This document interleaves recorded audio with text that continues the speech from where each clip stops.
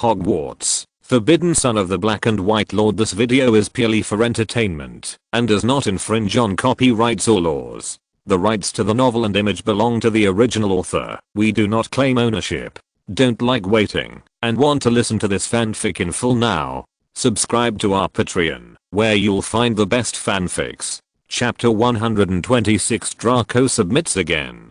Seeing that the other party didn't show any face at all, Augustus couldn't help but said a little angrily, "Of course I care about your professor. Could it be that I haven't done enough for you? Aren't you afraid that I will be sad when you say such words?" Hearing this, Professor Snape curled his lips in disdain and didn't take back his outstretched hand, still standing there straight, his eyes full of disdain. Feeling insulted, Augustus immediately planned a revenge action in his heart, and he took out a photo from his arms. It was Miss Anna who was making waves on the other side of the ocean, and handed the photo to Professor Snape. Augustus said in a strange way, "Originally, I didn't want to entrust you with this task. After all, the first requirement of this task is appearance. In this regard, you are always lacking, Professor. But it just so happens that this lady prefers your age group. If you're sure, I can give you this task. The purpose of the task is also very simple. That is, this lady is in a relationship. How to gain the trust of the other party so as to get what we want. You can choose the means, whether physically or mentally." Hearing the other party's eccentric words and looking at the photo again, Professor Snape took the photo without hesitation. Then there was another iconic turn on the spot, walking towards his office, talking while walking. "I accepted this mission. After this semester is over, I will go to the United States with you. As for whether the mission can be successful, we will wait and see." Seeing Professor Snape's crisp movements, Augustus was also a little puzzled. After all, in Augustus's past impressions, Professor Snape has always been synonymous with rationality, no matter how simple the task is. The other party will definitely ask himself about the detailed situation, and after sufficient thinking, he will put forward his own opinion. Augustus couldn't understand the truth of accepting the task without arguing or asking about the detailed situation. Could it be that, after forgetting the person I love the most, Professor Snape's hidden skills were suddenly developed, like the ability to seduce a woman? While thinking about it, Augustus walked towards the room of requirement. His mind was full of Professor Snape's snappy look just now. Walking through the winding stairs, Augustus came to the door of the room of requirement. The door had already been opened, and it seemed that people had already entered.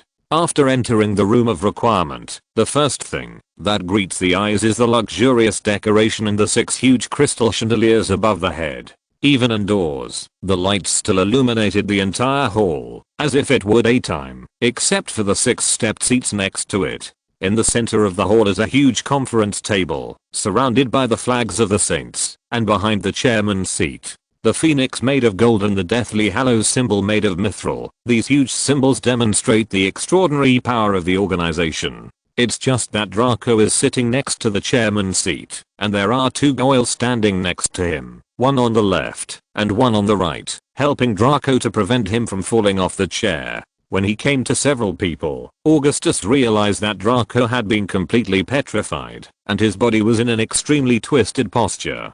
The body is not sitting on the chair, but leaning against the chair forcibly, by borrowing the strength of the 2 of gore. "It seems that you have completed the task. Although you have suffered some minor injuries, you can rest assured. There will be no less rewards than I promised, and you don't look too good to attend the meeting now. I'd better relieve you of this state for a while. Don't worry, I don't need to charge you for this bottle of potion." Looking at Draco leaning on the chair, Augustus said calmly.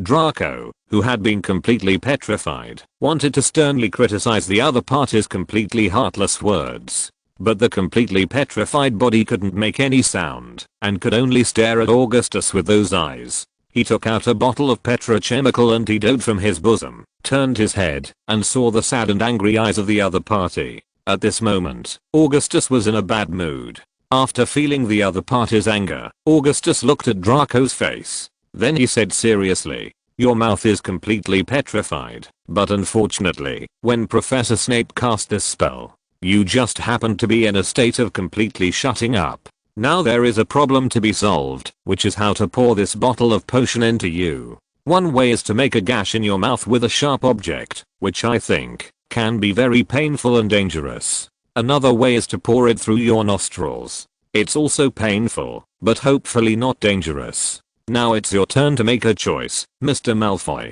When it's poured through your nostrils, keep your eyes to the left. If you disagree, look to the right and choose my loyal subordinate. Hearing this, Draco felt very desperate again, thinking silently in his heart, I will never do this kind of thing again in my life. But thinking about the rewards he could get, and thinking about how difficult it was to survive the past few days, he gritted his teeth, and made up his mind. Draco turned his eyeballs to the left, and Augustus, who got the message, took out his Elder Wand, lightly tapped on the potion bottle. The potion in the bottle seemed to have life, and it turned into a thin stream of water, which went into Mr. Malfoy's nostrils.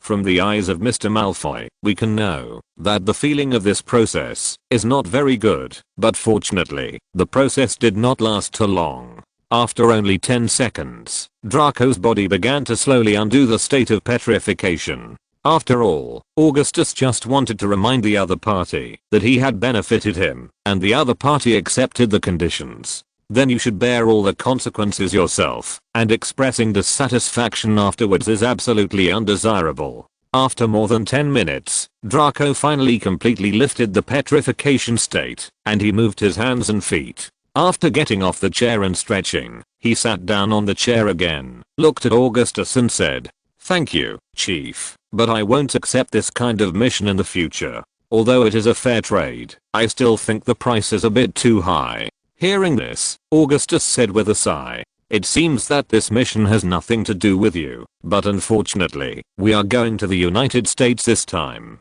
and going on vacation to the beach in Florida for a while, thinking of Miss Hall in a swimsuit. It's a beautiful image." Hearing this, Draco, who thought he had nothing to do with the mission, was about to get up and leave, and sat back on his chair. After a long silence, Draco said with an extremely awkward expression, "What is the specific task content? I think as the vice president of the organization, I still need to understand." Chapter 127 The Men 039's team is ready. After explaining the content of the task to Draco simply, Augustus seemed to think of something, and he stood up, slowly walking to Draco's side, looking at the other's iconic platinum hair, and that slightly immature face. After stroking it, Augustus couldn't help shaking his head on the other party's hair that was a little split due to too much hairspray. Seeing his chief observing his face and stroking his hair, Draco couldn't sit still and asked hastily, "If you have any questions, you can say that it's better not to touch hands between friends. This is not in line with gentleman's etiquette." Hearing this, Augustus flicked his hands and returned to his seat and said seriously, "I just think that your appearance is not enough, and you may not be able to meet the requirements of the task, especially your hair. Aren't you afraid that you will go bald early if you use so much hairspray at a young age?" Hearing this, Draco stood up directly from the chair, then took out a mirror and looked at it carefully. Finally, he stroked his hair and said, "How is it possible? You know that I can be said to be a first-class handsome man in the entire Hogwarts. Chief, what you just said is an insult to the Malfoy family. I ask you to take back what you just said immediately." Seeing the other party's righteous attitude, Augustus couldn't help but shook his head and said softly, "The way you look now doesn't meet the requirements even more. What the other party needs is a gentle and considerate little boy, instead of blowing up the fire-breathing dragon with one ignition." Hearing such words, Draco couldn't sit still anymore and hurriedly wanted to go to Augustus's side, adding a few more words of excuse. But Augustus interrupted him with a wave of his hand and said seriously, "But if you insist on going, you can't regret it then." Hearing this, Draco nodded heavily, jokingly, as the heir of the Malfoy family. "If you are refused to participate in the task because your appearance is not up to the standard and you go back to your own home, it is not a simple soft persuasion that can solve the problem. My own father had no choice but to peel off his own skin." Seeing that the other party was completely hooked, Augustus continued, "Okay, you go and call me Percy Weasley and Cedric Diggory. I have other things to order." The other thing is to write a letter to your father, inviting him to come to my lakeside villa this weekend to discuss the next move. After receiving the order from the leader, Draco did not dare to neglect, and immediately left the room of requirement with his 2 followers. While waiting for the arrival of the 2, Augustus made a pot of black tea, and sat upright waiting for the arrival of the 2. After about 10 minutes, Percy Weasley and Cedric Diggory came to the room of requirement side by side.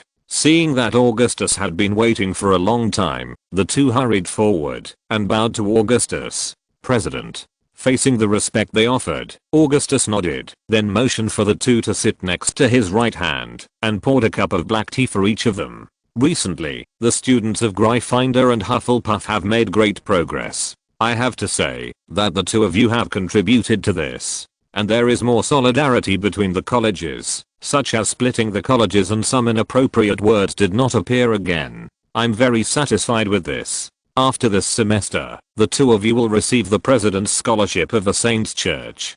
Don't be humble, you deserve it for capable and loyal people. Hearing this, Cedric and Percy couldn't help but smile. After all, they worked hard, although there were factors that paved the way for their future. However, the President's Scholarship of the Saints Association is also a practical factor that motivates the 2. After all, their families are not very rich. Naturally, the Weasley family didn't need to say much. Cedric's father was just an ordinary civil servant of the Ministry of Magic. After Peter Pettigrew ransacked Gringotts Bank in England, the financial situation of the 2 families went from bad to worse. A bonus of 5,000 galleons would undoubtedly improve his family's situation to a great extent. Thinking of this, the 2 said in unison, "Thank you for the promotion of the President. We will do our best to serve the Saints, and will always remain loyal to you personally. For the greater good." Looking at the 2 loyal subordinates, Augustus waved his hand to signal the other party to be quiet, and then continued.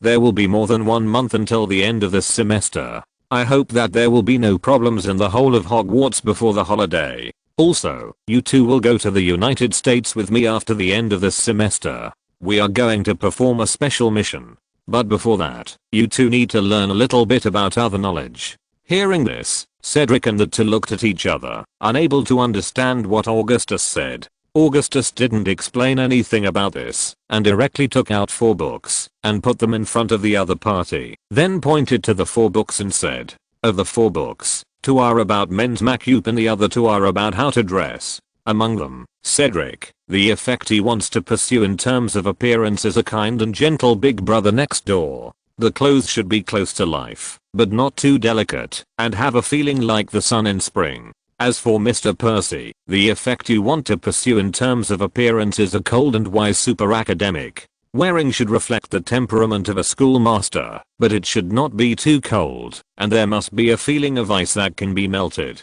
As for the specific operation, it will be explained in the books you get. I hope you can take it seriously. Okay, gentlemen, in this month's time, polish your charm well. For the greater good." Hearing Augustus's tirade, Cedric and Percy were even more confused, because from the other's words, the 2 always have a bad premonition, always feeling that the other party will ask themselves to do some unseemly things. But the 2 people who have already fully joined the organization can't say anything more. After all, their own destiny has been completely tied to the organization. The only thing to do now is to obey the order, and then use the best state to complete the task issued by the leader.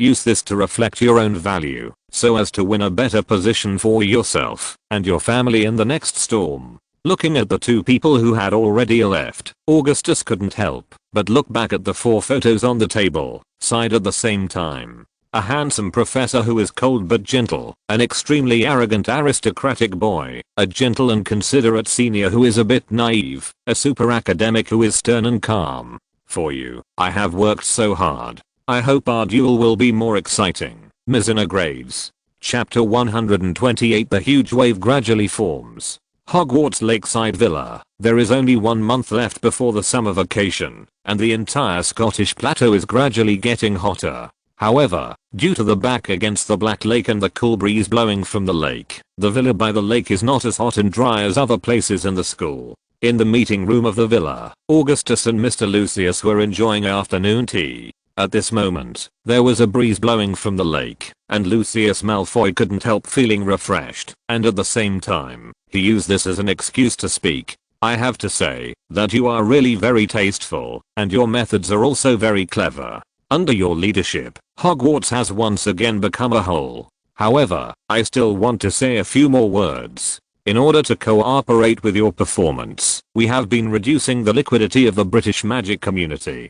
Although this has greatly shaken the authority of the Ministry of Magic, it also caused us heavy losses. Hearing the words of the old fox, Augustus took a sip of the black tea in the bone china cup lightly, then put down the cup and said, "There's no need to come here to cry poorly, Mr. Malfoy. I believe that in this process, you must have acquired a large amount of real estate inadvertently. After all, for families that went bankrupt because of the Gringotts incident, wealth and survival are the choices they must make." Hearing this, Lucius nodded with a smile, but quickly pretended to be embarrassed and said helplessly, "But these properties don't belong to us completely. You gather the rescue fund established by the major families. With extremely low interest, we have given loans to many people so that we only obtained a certain amount of equity, but did not master the ownership of those properties." Hearing this, Augustus interrupted the other party's speech with a wave of his hand, and then spoke seriously.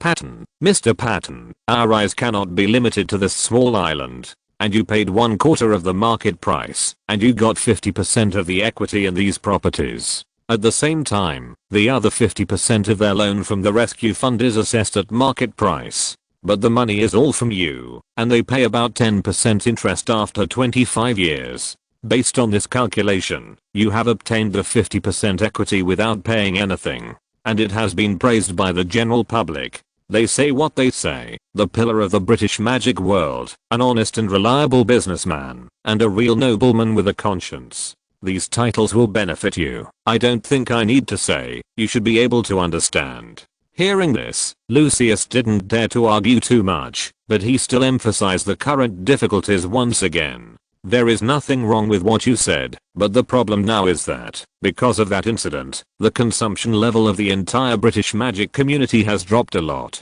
In addition to some necessities of life, the entertainment, sports, etc. industries that we operate are facing a huge blow. Even if it's just to maintain the scale of these industries, a huge amount of galleons are consumed every day without exception. Although I know that you have great ideals, and I have offered you my family's loyalty, the real problem is still very heavy." After listening to the other party's questions, Augustus was silent for a while, then took out a document, put it in front of Lucius and said, "I already know how to solve this problem. This is the solution. You can take a look at it." Hearing this, Lucius became excited, immediately opened the document, and examined it carefully.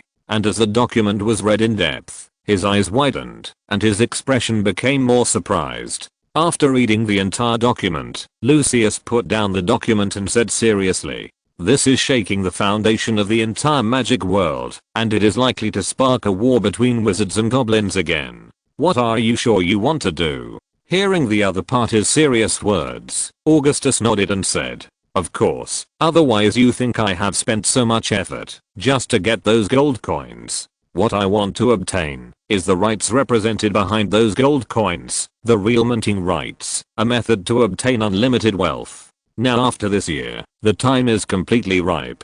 As he spoke, Augustus took out a pentagram flag, and under the flag was a line of small characters that read, "Safety and credit are the greatest wealth."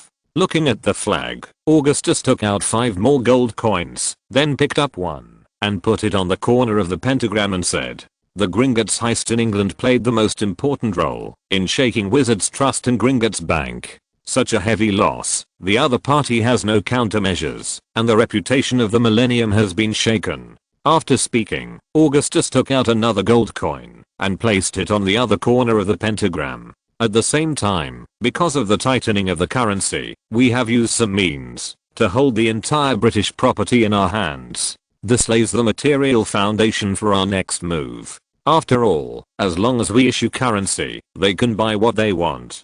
So no matter what form of currency we issue, even if it's just a piece of paper, it has the same purchasing power. After speaking, Augustus took out the 3rd gold coin and continued to place it on a corner of the pentagram. At the same time, during this process, you and your business partners have accumulated amazing reputation. As I just said, this reputation will be a great asset. After finishing speaking, Augustus took out the fourth gold coin and placed it on the bottom corner of the pentagram and said, at the same time, we also have external support. Now the French Ministry of Magic is completely under our control, and the German Ministry of Magic and the Italian Ministry of Magic are basically controlled by high-level officials. In this way, the bonds or currencies we issue can flow unimpeded throughout the European continent. In this way, the international character of Jingalan will be gradually weakened. But now we have one last question. Then, Augustus pointed to the top corner of the pentagram and said, that is the British Ministry of Magic and Gringotts Bank. They have been cornered by us. He may join forces. So now, Mr. Cornelius Fudge, the Minister of Magic, is also time for a shrewd and capable person to come up. However, you will be fully responsible for the specific operation. Do we fully trust you, Mr. Malfoy? Hearing this, Lucius' hands couldn't help shaking, and he understood how much risk there was. But what he understands even more is that, if this thing is done successfully, how much benefit his family will get. Your own family will no longer be just a wealthy nobleman, but can become a huge monster hidden behind the scenes. Thinking of this, Lucius did not hesitate for a moment, and immediately knelt down on one knee and said, I accept this mission, for you and that great ideal. For the greater good. If you're listening to this novel on a channel other than Fanfic World, it means they downloaded and uploaded it without effort. We cordially invite you to visit our channel, Mundo Fanfic Novelos. There you'll find the original version of this story and you can explore many other novels of various genres. We're waiting for you to immerse yourself in a world of incredible novels.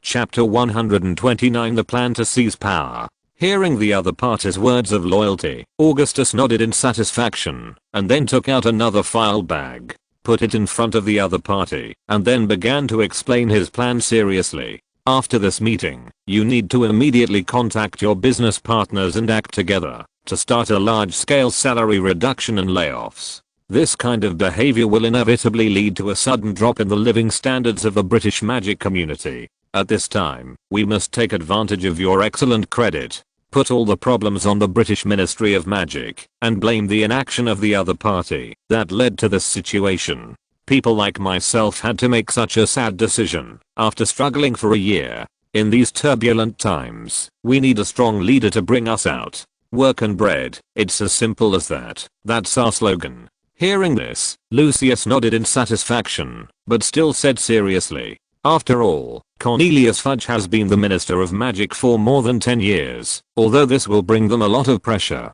But in the UK it will never be the people who lead, and I think we need to add a bigger fire. Facing such insightful words from the other party, Augustus said with great satisfaction, it seems that in these short 2 years, you have also grown very rapidly, or you already have this level. What you lack is obviously a person who can discover and guide you. Speaking of this, Augustus took out another document with a logo of the French Ministry of Magic, put it on the table and said, this is the second step of the plan. After the above mentioned situation has happened, the British Magic Road will inevitably seek the support of other organizations. Gringotts is no longer trusted by the Ministry of Magic, and the only ones who can help are the Ministry of Magic of other countries. Among them, only Germany and France have this ability. Under the control of our organization, the German Ministry of Magic cannot provide any help. Although the French Ministry of Magic has the obligation to rescue, due to the inherent contradictions between Britain and France, the other party will inevitably put forward various harsh conditions. So the negotiation will definitely fall into a stalemate. What we have to do at this time is to delay this negotiation as long as possible. As time goes by, ordinary people's lives will get worse and worse, which will undoubtedly put enormous pressure on the Ministry of Magic, eventually force them to accept harsh conditions. So we plan to enter the third stage. Having said that, Augustus can only be the flag on the table, and then said seriously, according to the routine of the people in the Ministry of Magic, when this large amount of wealth is about to come to the UK, there will inevitably be serious corruption. For example, the Minister of Magic takes 5%, and all senior officials share another 20%, but due to financial constraints, During the circulation of this money in the Ministry of Magic, it will inevitably be exploited layer by layer. All we have to do is to ensure that our people do not get involved in this money. When the rescue funds flow into the hands of ordinary people, I estimate that it will not exceed 5%. As for the follow-up development, I don't think I need to elaborate too much. With your smart minds, I think you should know how to do it. Hearing this, Lucius immediately promised, "Of course, you don't need to participate in the remaining dirty things. I will definitely guarantee the smooth implementation of the plan." Speaking, Lucius put the last gold coin on the table on the top of the pentagram of the flag, and then said, "In this way, all the factors have been determined, and the Ministry of Magic is one of the most important factors. It will also be under our control, and the history of the magical world will turn a new page under this banner. However, I still want to know something about the operational goals of our organization on the European continent. After all, now that our business is internationalized, chaos can be both an obstacle to making money and an opportunity to make huge profits." Hearing this, Augustus took a sip of the black tea lightly, then shook his head and said, "It is estimated that there will not be much action on the European continent this year. My main goal for this holiday is to be on the other side of the ocean. After all, what we want to focus on is the entire magical world. As a big country comparable in size to the whole of Europe, whether or not it can fully control the United States will be an important part of the whole plan." Hearing this, Lucius couldn't help but feel a little puzzled. After all, as a traditional European nobleman, he was facing the group of people in the New World. Not to mention not paying attention to it, it can also be called treating it like nothing. He has always believed that, as long as the whole of Europe is ruled, the entire magical world has been unified, and as for the disturbances in the New World, they have never been among the things I care about. At the same time, considering the size of that country, Lucius asked suspiciously, "That country is very huge. To control the Magic Congress of the United States, this matter is very complicated, and the price to be paid is also very huge. With all due respect, in a short holiday, it is not very promising to achieve this goal." Hearing the other party's inquiry, Augustus replied calmly, "Of course, people in the New World are of course unwilling to cooperate with people like us. They have their own set of behavioral logic, and from the bottom of their hearts, they hate us people from the old continent very much, but you may not know it. Although they live in the New World, their ideology and welcome to the Muggle world are more stringent than those on the Old World.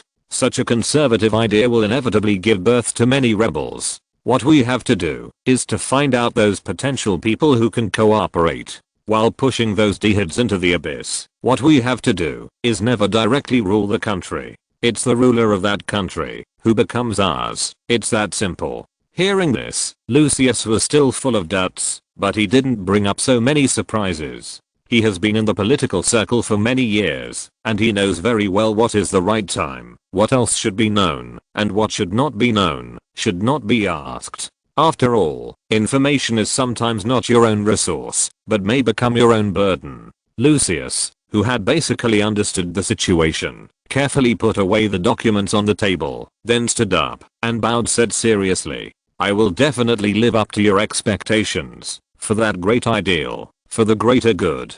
Chapter 130 The Belonging of the Academy Cup. After the 10's final exams, Hogwarts entered into carnival time again, within a week before the results were announced. All students can enjoy this week of happy time. No homework, no classes, and no college marks will be deducted. This is the time for students. You can go to the cafeteria to eat all you want, or go shopping in Hogsmeade Village with a few good friends. Or some lovers, you can go to the grass next to the Black Lake and enjoy the summer sunshine. You can also go to some dense grass in the Forbidden Forest to feel the growth of youth. But this good day left everyone on the second day after the exam, because Professor McGonagall saw the last semester. Augustus's method of publishing the answers is that it helps to increase the enthusiasm of the students, and at the same time, prevents some students from getting carried away during a week of relaxation. So Professor McGonagall announced the standard answers for the exam on the bulletin boards of the major colleges on the second day after the exam. For a time, the entire Hogwarts castle was filled with mourning. Everyone's mood for fun disappeared, and the sales of meals in the entire cafeteria fell precipitously. A group of dejected students can be seen everywhere, among which Gryffindor and Ravenclaw have the most students. One house is because there are too many failed students, and the other house is mainly because of the results of its own house, which may be overwhelmed by Slytherin house. For the proud Ravenclaw, not winning the House Cup is not a big problem for them at all. After all, a large proportion of the Academy Cup comes from the Quidditch competition. As for sports, the Kitty Hawks have always been less enthusiastic. But if the results are surpassed by other colleges, this is absolutely unacceptable to Ravenclaw College. As a result, many Ravenclaw students learned that their grades were not as good as those of Slytherin. He took the initiative to find his dean, Professor Flitwick, and asked him to make up lessons for himself during this summer vacation, and strive to wash away the shame in the next semester.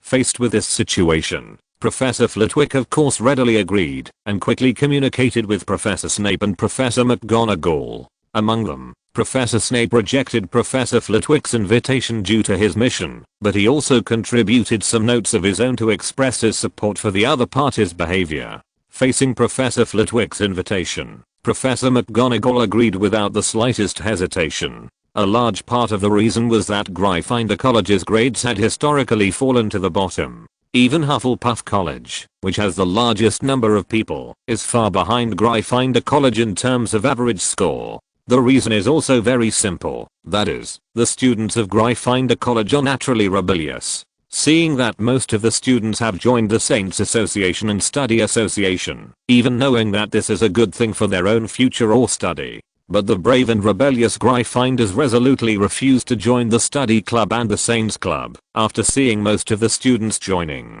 The logic of their behavior is also very simple, that is, if everyone does the same thing, even if that thing is right, I will never get involved in it. What I have to do is to be unique. But this behavior is not free of cost. When students from other colleges are helping each other to improve, the students of Gryffindor College were left behind by everyone unintentionally. So the nightmare of the students of Gryffindor College began. After the resolute Professor McGonagall informed the parents of the students about the incident, we soon got replies from the parents, and based on this, Professor McGonagall announced it at the banquet on the day the results were announced. After getting permission from your parents, you have about 5 days to reunite with your parents. Then everyone will need to go back to school for 52 days of makeup lessons, now 5 days before the start of the new term. Look at the progress of each student to decide whether you can get the last 5 days of vacation. As soon as this remark came out, the entire Gryffindor house mourned, and even the House Cup might be taken away by Slytherin house again.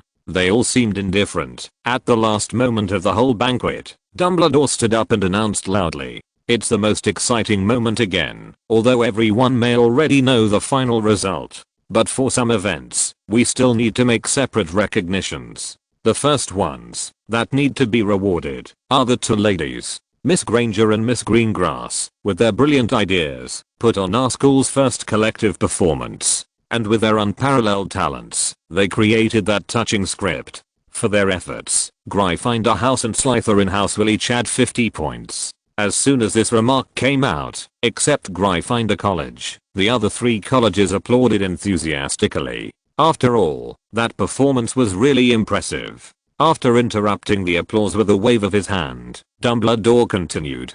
During that performance, a very unfortunate incident happened.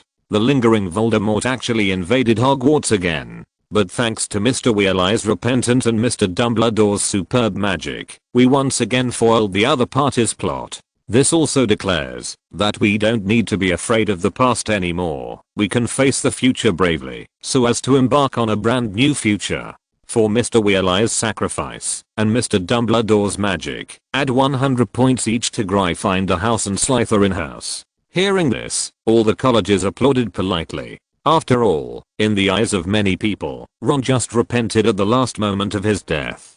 The behavior of the other party can only be regarded as washing away the shame of his family, and it is not a noble sacrifice at all. And it is doubtful whether the other party really repented. After all, Augustus, maybe out of consideration for maintaining the honor of the academy, made up a story to make the other party's death a little more respectable. Perhaps feeling the atmosphere present, Dumbledore announced hastily, "Okay, at the end of this semester, we will also announce the ownership of the House Cup, and that is Slytherin House. Congratulations to them for winning the Academy Cup again, and completing their 8th consecutive Academy Cup, but we congratulate them. At the same time, some changes have to be made to the decoration of the school." After finishing speaking, Dumbledore waved his hand lightly, and the decoration of the entire auditorium immediately became the theme of Slytherin. Green ribbons, as well as Slytherin flags, were hung all over the Great Hall, and the whole hall became a sea of green and silver. Chapter 131 Principal Scholarship Quota announced. With the decoration of the entire auditorium, all the students of the 3 houses of Gryffindor, Hufflepuff, and Ravenclaw stood up and gave a standing ovation to Slytherin House. This warm scene made all the professors sitting in the professor's chair sigh. Hogwarts is really starting to come together. After all, just a year ago, the reputation of Slytherin College was still at the bottom, not to mention Gryffindor College, which has been competing with it for many years. Even the Hufflepuff and Ravenclaw houses are only for the Slytherin house, and have not directly shown an attitude of disgust. But the deep-rooted prejudice still exists in the hearts of the colleges. After all, in just 12 years ago, Voldemort led the entire Slytherin house and almost hurt an entire generation of Hufflepuff and Ravenclaw students. This kind of harm has caused countless parents to invisibly bring their own prejudices when educating their children. This prejudice further led to the isolation of Slytherin House, thus brewing a new round of crisis invisibly. But the emergence of Augustus, as well as the organization he created, built a platform for the exchanges of the 4 colleges. After full communication, students from other colleges will find that Slytherin House is not as bad as imagined. Although most of them are cold-tempered and indifferent to other people's affairs, they still value friendship very much. Once he recognizes you as his friend, he will do everything he can to help you.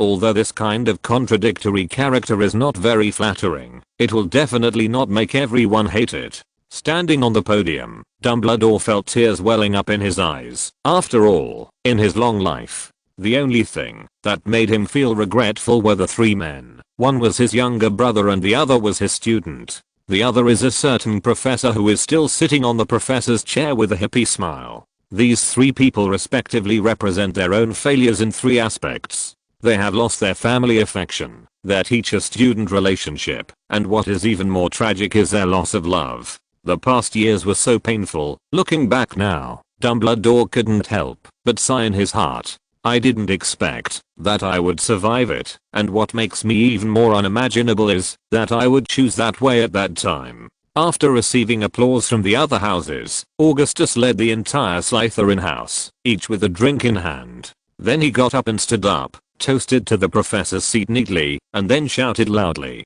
"May the glory of Slytherin live forever in Hogwarts." After finishing speaking, everyone drank the drinks in their hands one after another, and then shook hands with each other nearby to express their congratulations. Seeing the actions of the Slytherin students, the professors also seemed very happy for Dumbledore on the podium. He also picked up a glass of Grindelwald honey beer and raised his glass in return.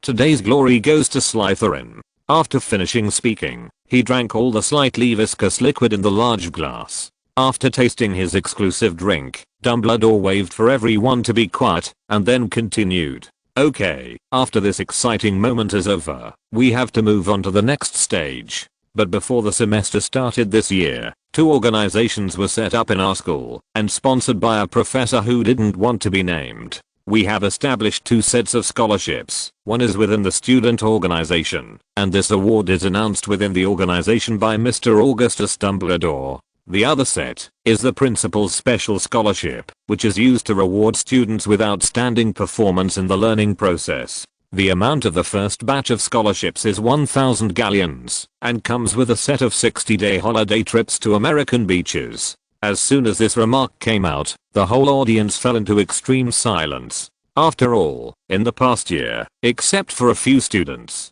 Almost all the students in Hogwarts have experienced the decrease of their parents' salary and the sharp reduction or even cancellation of their pocket money. Although there are study subsidies from the Saints Association and the Study Association, due to the sharp rise in the overall price of the British wizarding world, these subsidies are just to restore one's previous standard of living a little bit, and to truly achieve financial freedom, these two sets of scholarships are essential. Among them, the President's Bonus of the Saints Association is only awarded to the official members of the Saints Association, so it is basically out of reach for most students. And the number of places is very rare, only awarded to 2 people a year, but the Principal's Scholarship is completely different. Not only all students have the opportunity to get it, but there are a total of 7 places. Looking at the students in the audience, Dumbledore, who was standing on the podium, continued. The criteria for this selection are the votes from the professors of the various colleges, plus the comprehensive consideration of the degree of study effort and academic performance. Of course, in order to avoid some embarrassing situations, the student's popularity among classmates will also be taken into consideration. Speaking, Dumbledore also winked at the Gryffindor students who were still downcast just now, as if hinting at something. The Light Winds, who had been hinted by the headmaster, immediately reacted and asked loudly, "Dear Mr. Principal, Paulie, we only have 5 days of vacation. What you just said is a vacation trip for the whole summer vacation. If we are lucky, if someone from our humble academy is selected, won't it conflict with the makeup classes we want to carry out?" Hearing this, Dumbledore, the chicken thief, deliberately put on a look of embarrassment, looked back at Professor McGonagall, and said in embarrassment, "Minerva, this is indeed an embarrassing question. How to deal with this contradiction? I think you, who are full of wisdom and charm, must be able to think of a way to get the best of both worlds." Looking at Dumbledore with a face of chicken thief, upon hearing this, Professor McGonagall knew what the other party was thinking, and said after a little thought, "After all, this is a reward from the school. Of course, the reward from the school cannot conflict with learning. Individuals who have received awards can enjoy their own achievements, but other people do not have this right, and they still need to make up lessons during this holiday." Hearing this, the eyes of the students of Gryffindor College were filled with disappointment after being excited at the beginning. But Dumbledore, who is the Bear King, continued to ask, "Then what about the 5-day vacation? If possible, I think this tour can be used as a group activity for us at Hogwarts. Winners can invite students from a grade to go on vacation together. Of course, the time cannot be the entire summer vacation, but we think 5 days is still acceptable. What do you say?" Chapter 130 To the 4 colleges unite again. The words have been said here. Professor McGonagall was thinking for a while, and then looked at the excited appearance of the students in the stands. He just silently nodded his head in approval. Dumbledore, who got permission, immediately announced loudly, "Okay, after a full discussion, we decided that each award winner can invite all the students of a grade, go to the United States to spend 5 days of summer vacation. As for how to choose, it will be allocated by the winners themselves." After speaking, Dumbledore took out an already prepared envelope from his pocket, opened it and browsed it carefully. Then he announced loudly, "It seems that our junior students are more energetic and work harder. Now I announce the recipients of this year's Principal's Scholarship as follows. Mr. Michael Corner of Ravenclaw, Mr. Cedric Diggory of Hufflepuff, Miss Hermione Granger of Gryffindor House, Mr. Fred Weasley and his brother, Mr. George Weasley."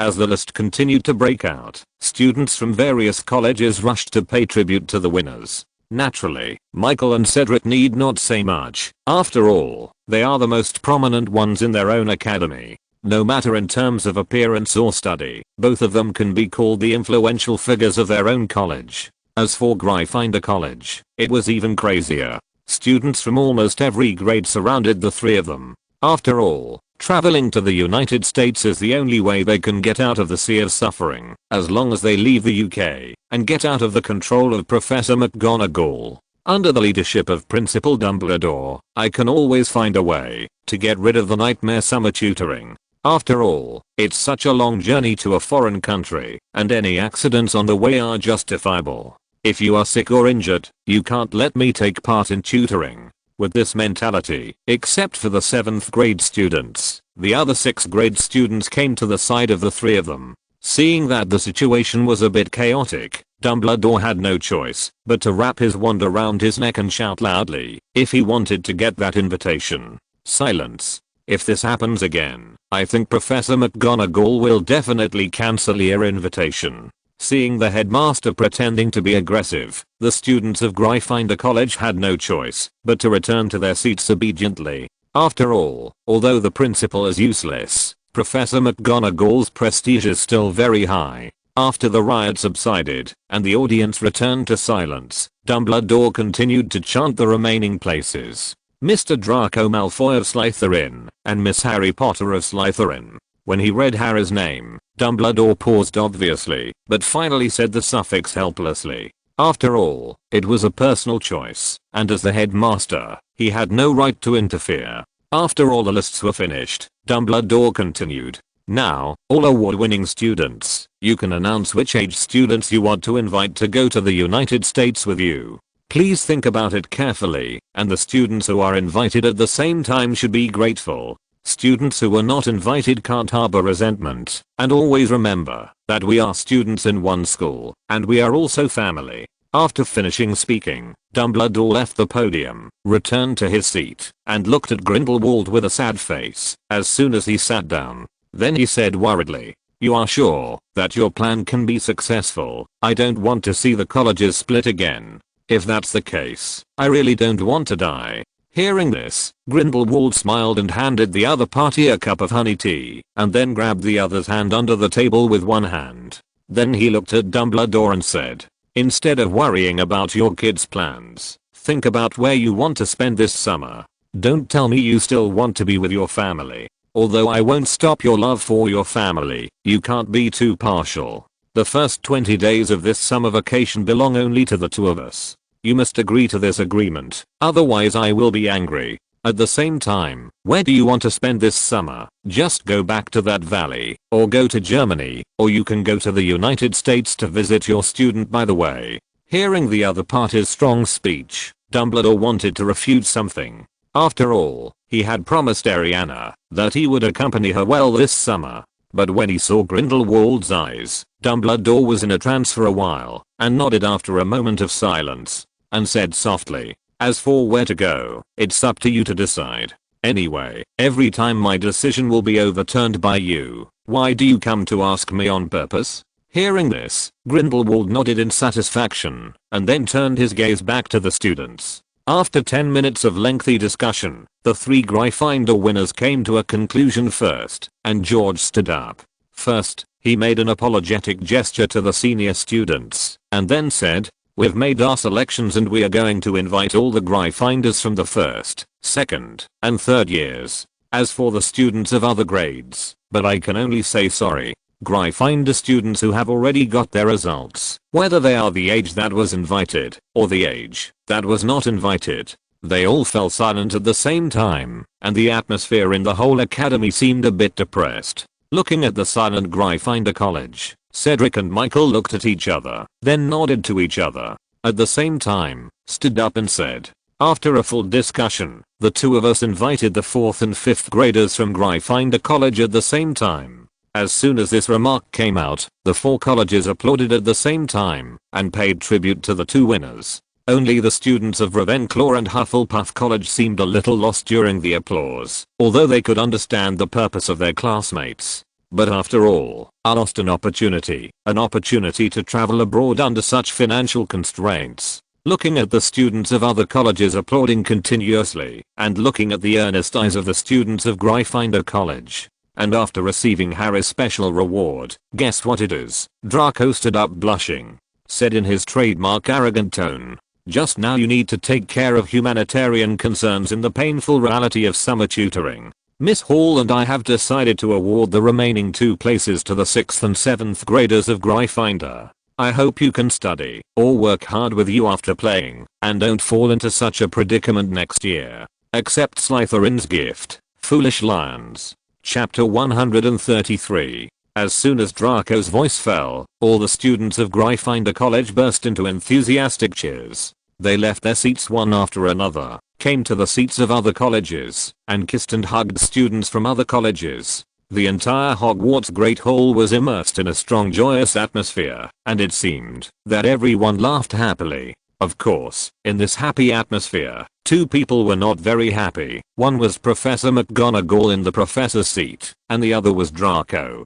Draco because the students were so crazy. Probably as a token of gratitude, they hugged and even kissed the winners like crazy. This seriously angered Draco, so he frantically pushed away the students who swarmed. But it's a pity that two fists can't beat four hands. He has no choice but to block Harry behind him and bear the energy silently by himself. Of course, Professor McGonagall is, because his summer makeup class plan is likely to go bankrupt. After all, the students of his own college, as the dean, know best. So Professor McGonagall glanced resentfully, stood on Dumbledore who took the lead in applauding, and then said, "It is unprecedented in the entire history of Hogwarts that the entire house travels abroad. What about security issues, and what kind of specifications should be used to notify the Magical Congress of America? You must know that European wizards are not very welcome to them. If an international incident occurs, the consequences will be unimaginable."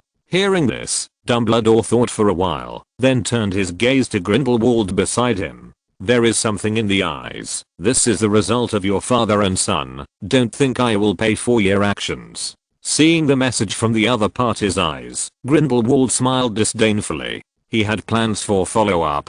After all, with such a large group of people going abroad, safety is always the top priority, and in this case, the safest and surest way is to let the headmaster of Hogwarts, the strongest white wizard in the world today, accompany him. As long as Dumbledore goes to the United States, even if it is for the reason of preventing the other party from making trouble, the Magic Congress of the United States will guarantee the safety of these people. After all, you are the most powerful wizard in the world. Could it be that this title was blown out? Falling under Dumbledore's wand is not one or two powerful wizards. But this safest method has a small flaw, that is, the two-person travel plan to Grindelwald is hindered. This is completely unacceptable to Grindelwald, so he stood up, and the excited students announced loudly, "Your behavior is so noble. In such an occasion, any imperfection is unacceptable." Just like what the headmaster said just now, we can take this trip as a collective activity, an activity to show the style of Hogwarts to the world. Let the people of the new world see how outstanding and glorious the students from the oldest school are. So I decided to privately sponsor all the grades of the remaining 3 colleges to participate in this meaningful event together. At the same time, in order to commend the excellent quality of the 7 winners, each of them will be given a shopping limit of 1,000 gold galleons. As soon as this sentence was finished, Grindelwald's remaining words were interrupted by warm applause, and the students of the 4 colleges all left their seats. Just arrived at the bottom of the rostrum, a chaotic but orderly battle lined up in several rows, and gave warm applause to the professors on the stage. The professors on the stage also stood up one after another, applauding slightly in response to the cheers of the students. Many professors were so excited that they shed tears, although many of them have been emphasizing that we are a school and a family. But since the appearance of Voldemort, that invisible rift has been created in Hogwarts. It was unimaginable for the 4 colleges to be together like a family like this before. The warm applause and cheers lasted for a full 5 minutes, and the applause and cheers gradually stopped. Of course, this is not because the students are not happy anymore, but because many people have used too much force to hoarse their voices. The palms of his hands were also as red as a pig's trotters, because of the force of the clapping. Seeing that the audience was finally quiet, Grindelwald stood up and continued. "Well, I felt the enthusiasm from everyone, but I miss many of you after this fun time is over. Maybe I have to go to the infirmary to bandage my palms, but don't fall ill before the official start of the trip, because you are too excited." Okay, that's the end of the joke. Next, I'm going to talk about the specific requirements for this trip. First of all, you must each send a letter to your home, and you must obtain the approval of your guardians. Of course the school will also produce a certificate to prove that this group activity was organized by the school. Besides, the most important thing is safety. Many people think that Headmaster Dumbledore may go But unfortunately, Principal Dumbledore has a very important trip this summer, so it is a pity that he cannot go to the United States with everyone. So this event joins the leadership of our Vice Principal, Professor McGonagall, with Professor Flitwick and Professor Snape as his assistants. Hearing this, the Gryffindor students who were still in a state of madness just now froze in place. After all, in their impression, such a large-scale collective activity must be accompanied by the principal to ensure safety. Then under the leadership of our wise principal, there are 100 ways to get out of the clutches of makeup classes. But if Professor McGonagall is leading it, his 100 methods may disappear in an instant. They have every reason to believe that when the students in their school were injured in a large area, caught cold and fell ill, Professor McGonagall can even discuss with a local magic school in the United States to set up a summer cram school on the spot. Thinking of this terrible outcome, the Gryffindor students couldn't sit still until the students from other houses returned to their seats and prepared to eat their meals. The Gryffindor students just stood in front of the rostrum blankly, neither speaking nor expressing their opinions. They just stood there. Then he looked at Dumbledore on the stage with a strange and sad look. As for why he didn't look at Professor McGonagall, because that would have no effect at all. Dumbledore, who was stared at a little hairy, had no choice but to look at Grindelwald, who had just sat down. His eyes were filled with the meaning that you should find a way quickly. Grindelwald knocked on the table with his hand and asked sadly, "Through my own unique channel, I heard that you want to change to a professor of defense against the dark arts next semester. Is that so, my dear Albus?" Chapter 134. Is it bitter, still sweet? Hearing this, Dumbledore couldn't help but thumped, and then looked at Grindelwald in disbelief. Looking at the other party's unbelievable eyes, Grindelwald smiled dryly, and finally sat up straight and said, "I know you haven't sent out any invitations, nor have you written any paper certificates, but your reaction also shows your inner thoughts. From the moment your sister was resurrected, this idea has already appeared in your mind. After all, she is going to come to Hogwarts to study. This will undoubtedly increase the huge risk. Of course I think so, and it may not be the reason. You may simply not forgive me. Even if I have done all this, you still refuse to forgive me. You still have about 20 days. After that trip is over, let me continue walking with you. You still choose to let me go. I can accept it, but I want you to tell me yourself when the answer is revealed." After saying this, Grindelwald waved his hand and interrupted Dumbledore's explanation and said seriously, "Now let me help you with a problem, and of course I don't want this to be the last." After speaking, he stood up, looked at the Gryffindor students in the audience, thought for a while and said, "I just want to remind you a few more points. That is, don't go to many remote bars in New York, such as the Elf's House, Pink Moonlight and so on. Most of them operate some illegal industries, such as illegal apparition or cross-border transportation of door keys and so on. These are illegal industries, and they say the magic used is hard to trace, except for the person being transported, the person. It's difficult to track using technical means, so you must be careful and not take advantage of this loophole. At the end of the holidays, illegally teleported to a corner of the British wizarding world, and then under the shelter of classmates. Or accidentally find a job in a certain store, and spend your vacation, to avoid making up lessons. This is absolutely not advisable. By the way, they usually don't have any secret codes, and they don't know how to communicate. Put a gold gallon upright on the bar, and they will know the service you want. Of course I have said so much to avoid danger for everyone, but don't try it lightly. As soon as Grindelwald's words fell, the Gryffindor students who had been standing under the rostrum just now dispersed immediately. They all found their best friends, and then each other started whispering, or came to Slytherin House. On the sidelines, communicated with the noble boy represented by Draco, asking the other party if there is a job available for the summer vacation. Looking at the chattering Gryffindor students in the audience, Professor McGonagall felt that her eyes went dark, and she could foresee that for a long time. Under the leadership of its own wise headmaster, Gryffindor House may occupy the bottom position for a long time. This completely shakes Hufflepuff College, and has ruled this position for thousands of years. Thinking of this, Professor McGonagall began to cheer himself up in his heart. After all, as a Gryffindor who would never admit defeat, the greater the difficulty, the more he had to overcome those difficulties. So Professor McGonagall, who figured this out, also stood up. Scanning the audience with his sharp eyes, he said without any emotion, "What Professor Andrus said just now is very dangerous. I hope other students will not try it lightly. And let me explain here that, if a classmate escapes in this way, the students in his grade will be punished. To put it simply, if there are 40 first-year students, 20 of them escaped through this method. Then the remaining 20 people have to complete the learning tasks of the 20 people who escaped. All classes and assignments will be doubled, and so on. Even if only one person gets caught by me, then that one person will have to undertake the learning tasks of 40 people, and the courses and homework of 40 people, so I hope everyone will not try it lightly." Hearing this, the students in the audience couldn't help but gasped, and all looked at the Gryffindor students. It seemed that they wanted to see a look of fear in each other's eyes, but they were soon disappointed. After Professor McGonagall made this fatal death threat, the group of Gryffindor students never felt any fear. His eyes were full of fighting spirit, just as Augustus thought. This group of Gryffindors were born rebels. The more they were denied what they were doing, the more they wanted to do it, and it was obvious that they all thought they couldn't be the ones who got caught. In order to calm down the fight and comfort his already hungry stomach,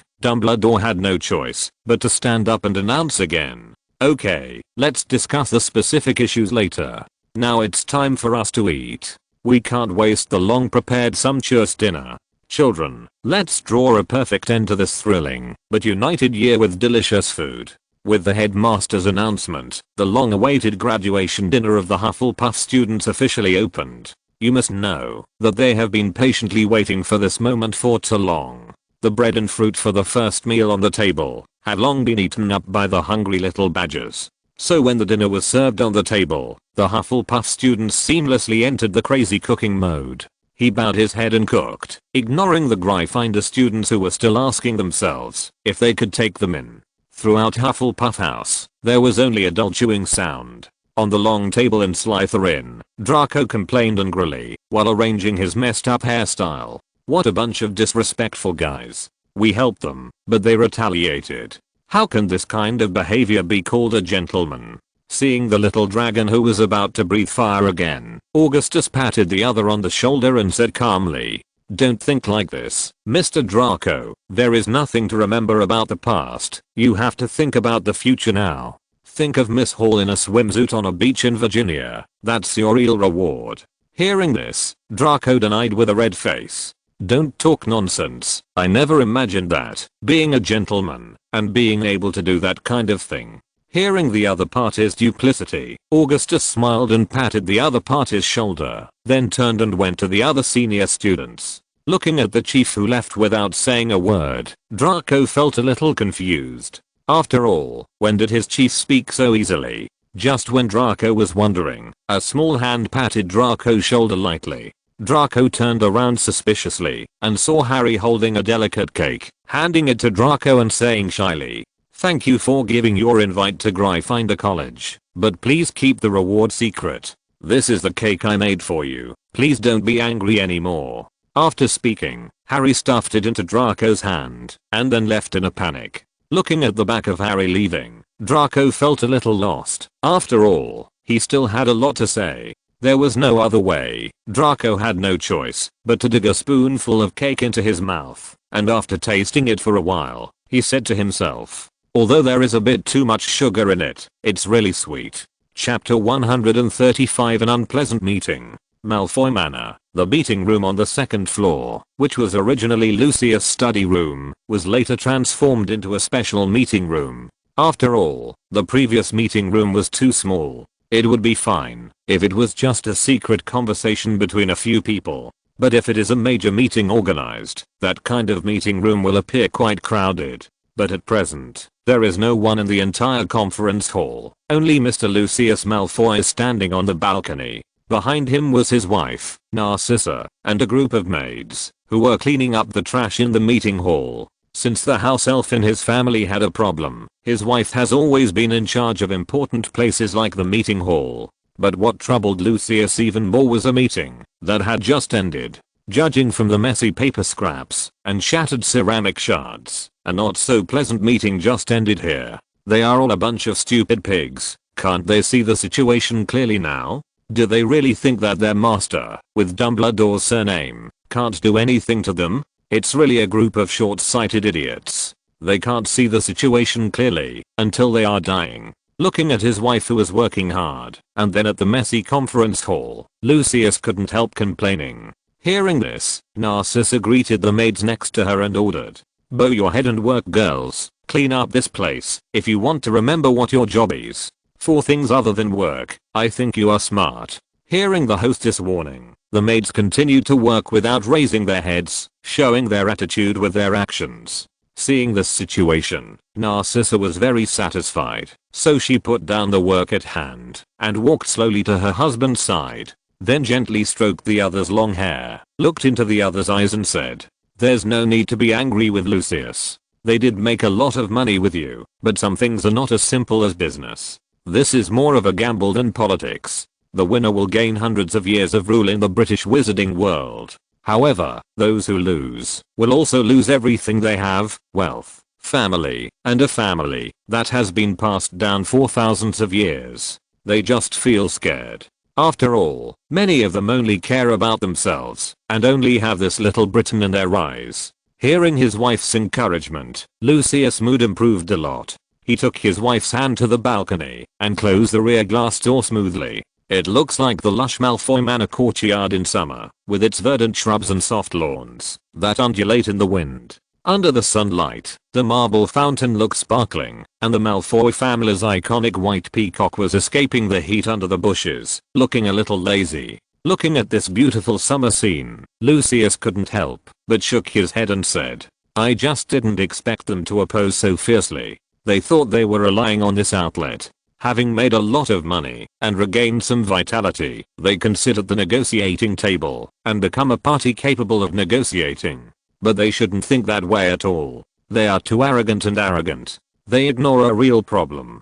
That is strength. They have long forgotten what it is like to have strength. They have long forgotten how terrifying a real great wizard is. They always think that the other party will make money on their own, so the other party will never be able to do without them, and they are irreplaceable." Speaking of this, Lucius looked at the white peacocks resting in the courtyard again, so he pointed to those beautiful big birds and said, "Like these peacocks, others say they are the symbol of the Malfoy family. They represent the nobility and purity of the Malfoy family. But the opposite is true, not because they have any nobility or purity in themselves, but because they live in the Malfoy family. The same is true. It's not that the noble lord needs their families. It's just that the noble lord chose them for certain purposes. But these chess pieces on the table actually want to play chess on the table. It's really dumbfounding." Hearing this, Narcissa knew what her husband was thinking. He was not worried that his task would not be completed.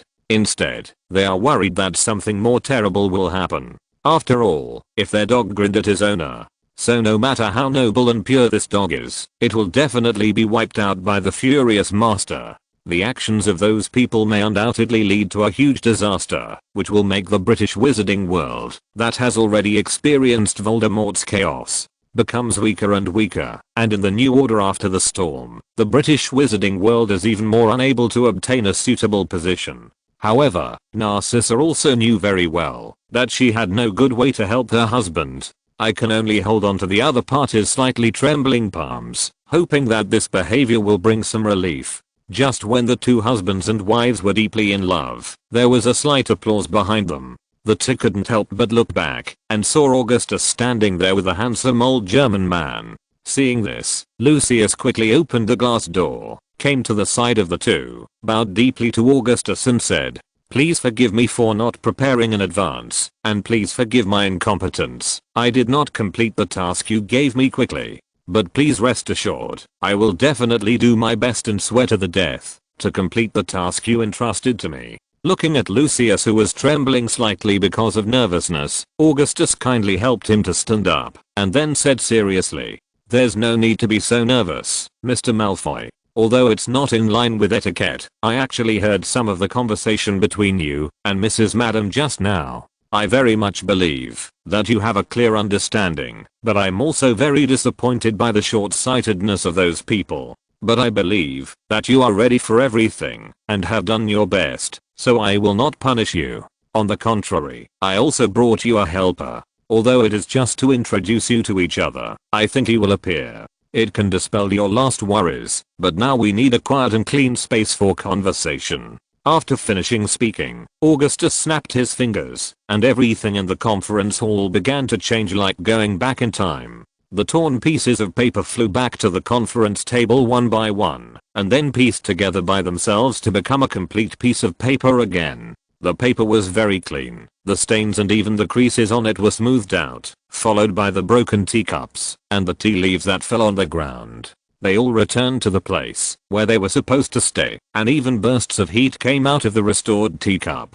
If you're listening to this novel on a channel other than Fanfic World, it means they downloaded and uploaded it without effort. We cordially invite you to visit our channel, Mundo Fanfic Novelos. There you'll find the original version of this story and you can explore many other novels of various genres. We're waiting for you to immerse yourself in a world of incredible novels. Chapter 136 GRINDELWALD-039's appearance. Lucius was greatly shocked by this wonderful recovery technique performance. Knowing this level of recovery technique, even among the group of adult wizards, not many people can use it proficiently, let alone skillfully use it without a staff. However, his owner, who is only 12 years old, has already reached this level, and even the water absorbed by the blanket can be completely restored. It can be seen that the opponent's magic level is already very high, and he is not satisfied with what happened. After all, the other party came to his home to discuss issues with him deliberately, and it is impossible to clean up for himself for no reason. Thinking of this, Lucius immediately said to his wife, "Oh, look at my memory. Tomorrow they are going to go on a trip. Mr. Augustus Dumbledore should be looking for Xiaolang. Narcissa, a distinguished guest has come to our roof. Hurry up and prepare dinner. We want to treat our guests well." Upon hearing her husband's words, Mrs. Narcissa greeted several maids who were already in a daze, and immediately left the conference hall. After the door of the meeting hall was completely closed, Lucius said immediately, "Do you have any orders?" "My lord, I'm willing to dedicate all my abilities and wealth." Seeing the other party's attitude of expressing loyalty so immediately, Augustus nodded in satisfaction, and then called everyone to sit down, made a pot of black tea with magic, poured a cup for each of the 3 people, and then said, while drinking the tea, "Talk about the situation, so I can understand the specific content. After all, there is not enough information, and it seems a bit arbitrary to make a judgment directly." Seeing that the other party didn't directly blame him, Lucius finally breathed a sigh of relief, picked up the cup of tea, took a sip, and then said seriously, "I don't want to bring my personal emotions into it, but their behavior really disappointed me. The main reason for the failure of this meeting is the issue of profit distribution. They are not satisfied with the % profit they are taking now. They want more. What a bunch of filthy morons." Hearing this, Augustus couldn't help but asked with a smile, "Then how do they think it's appropriate? Should they be like the Ministry of Magic in the past? They don't want to pay anything, they just want to get the %. Think about a year ago, they were almost begging me to lead them to revival, and now, they are really a group of greedy guys. Teach them a lesson, and give the Ministry of Magic a little color. By the way, I don't believe they dare to make this request alone. There must be someone stirring up the muddy water. During this summer vacation, they will close down 70% of their businesses. I'm going to put 40% of the entire British wizarding world out of work." Hearing this, Lucius felt his whole body break out in cold sweat. The other party's light words pushed almost half of the population of the entire British wizarding world to the brink of poverty. But Lucius, who had long been the opponent's loyal subordinate, did not emphasize any moral issues, but said after thinking about it, "Many of their families now have industries on the European continent, and they have developed well with our influence. Many people's property has been transferred to the European continent. If only controlling their wealth in the UK may not achieve the desired effect. Faced with this practical problem, Augustus not only did not feel any worries, but instead smiled at the handsome old man beside him. Then Augustus introduced to Lucius, "I forgot to mention just now, the person next to me, half a century ago, should be considered a minor celebrity in the entire European continent. The organization he leads can be said to be our predecessor, and has done many major events that have affected the entire wizarding world. This gentleman's name is Gellert Grindelwald." Hearing Augustus' introduction, Lucius Malfoy jumped up from his chair and then looked at the two in shock, and kept holding Grindelwald with his hands, and asked in a trembling tone, "What do you say? What's his name? But shouldn't he be imprisoned in Austria? If he comes to England, the Ministry of Magic of Austria and Germany shouldn't have been looking for him all over the world." Seeing the other party extremely suppressing the fear in his heart, although the sentence is still coherent, the tone is indeed very scared. Regarding this performance, Augustus could only speak calmly. "Sit down, Mr. Malfoy," and point to an elderly man. "I don't think this is the etiquette that a gentleman should have, and this inappropriate approach is likely to make the person concerned feel very angry. Am I right?" Hearing this, Lucius Malfoy immediately returned to his chair, then took a few deep breaths, and said seriously to Grindelwald, "I ask for your forgiveness. I just admire your reputation too much, so I'm a little excited and rude. But for everything you do, we have always supported you, and we also believe that wizards are the leaders of this world." Facing Lucius' apology, Grindelwald did not answer directly. After all, he has lived for so long, and he has long been accustomed to such shallow political methods. He just nodded slightly to appease the other party's flustered expression. Then he took out his gold pocket watch to check the time and said to Augustus, "Although I don't want to disturb your conversation, I still want to remind you that I don't have enough time. After all, Albus and I have already booked a ticket to Northern Europe. Albus heard that it is very beautiful, like a fairy tale kingdom. Although I don't think there is much to see in that icy and snowy place. I'm sorry that our 20-day trip for two is about to begin.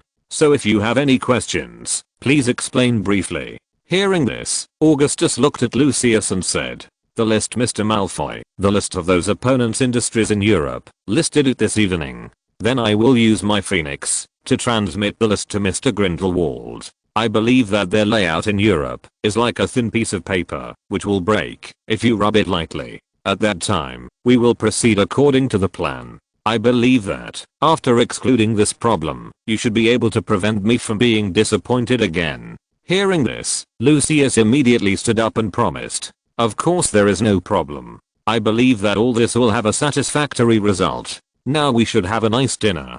Seeing that the matter seemed to be resolved, Grindelwald stood up, apparated directly, and left Malfoy Manor to find his Albus. Augustus and Lucius walked towards the restaurant together. After walking a step or two, Augustus seemed to have thought of something. Looking at Lucius and asked, "Is that house elf named Dobby still in your family? I heard that Mrs. Potter's housework is troublesome. If possible, I would like to ask you to give the house elf named Dobby to Mrs. Potter." Faced with this thoughtless situation, Lucius still asked in surprise. "The house elf was still in our family at the time, but it wasn't a very good house elf. If you insist, I can give you better ones." Hearing this, Augustus shook his head lightly and said while going down the stairs, "No need, that one is pretty good. Anyway, it's just fulfilling a small wish." Chapter 137 Final Judgment. Looking at the crazy face in the picture, even if the other party doesn't know why, the facial features are already extremely distorted.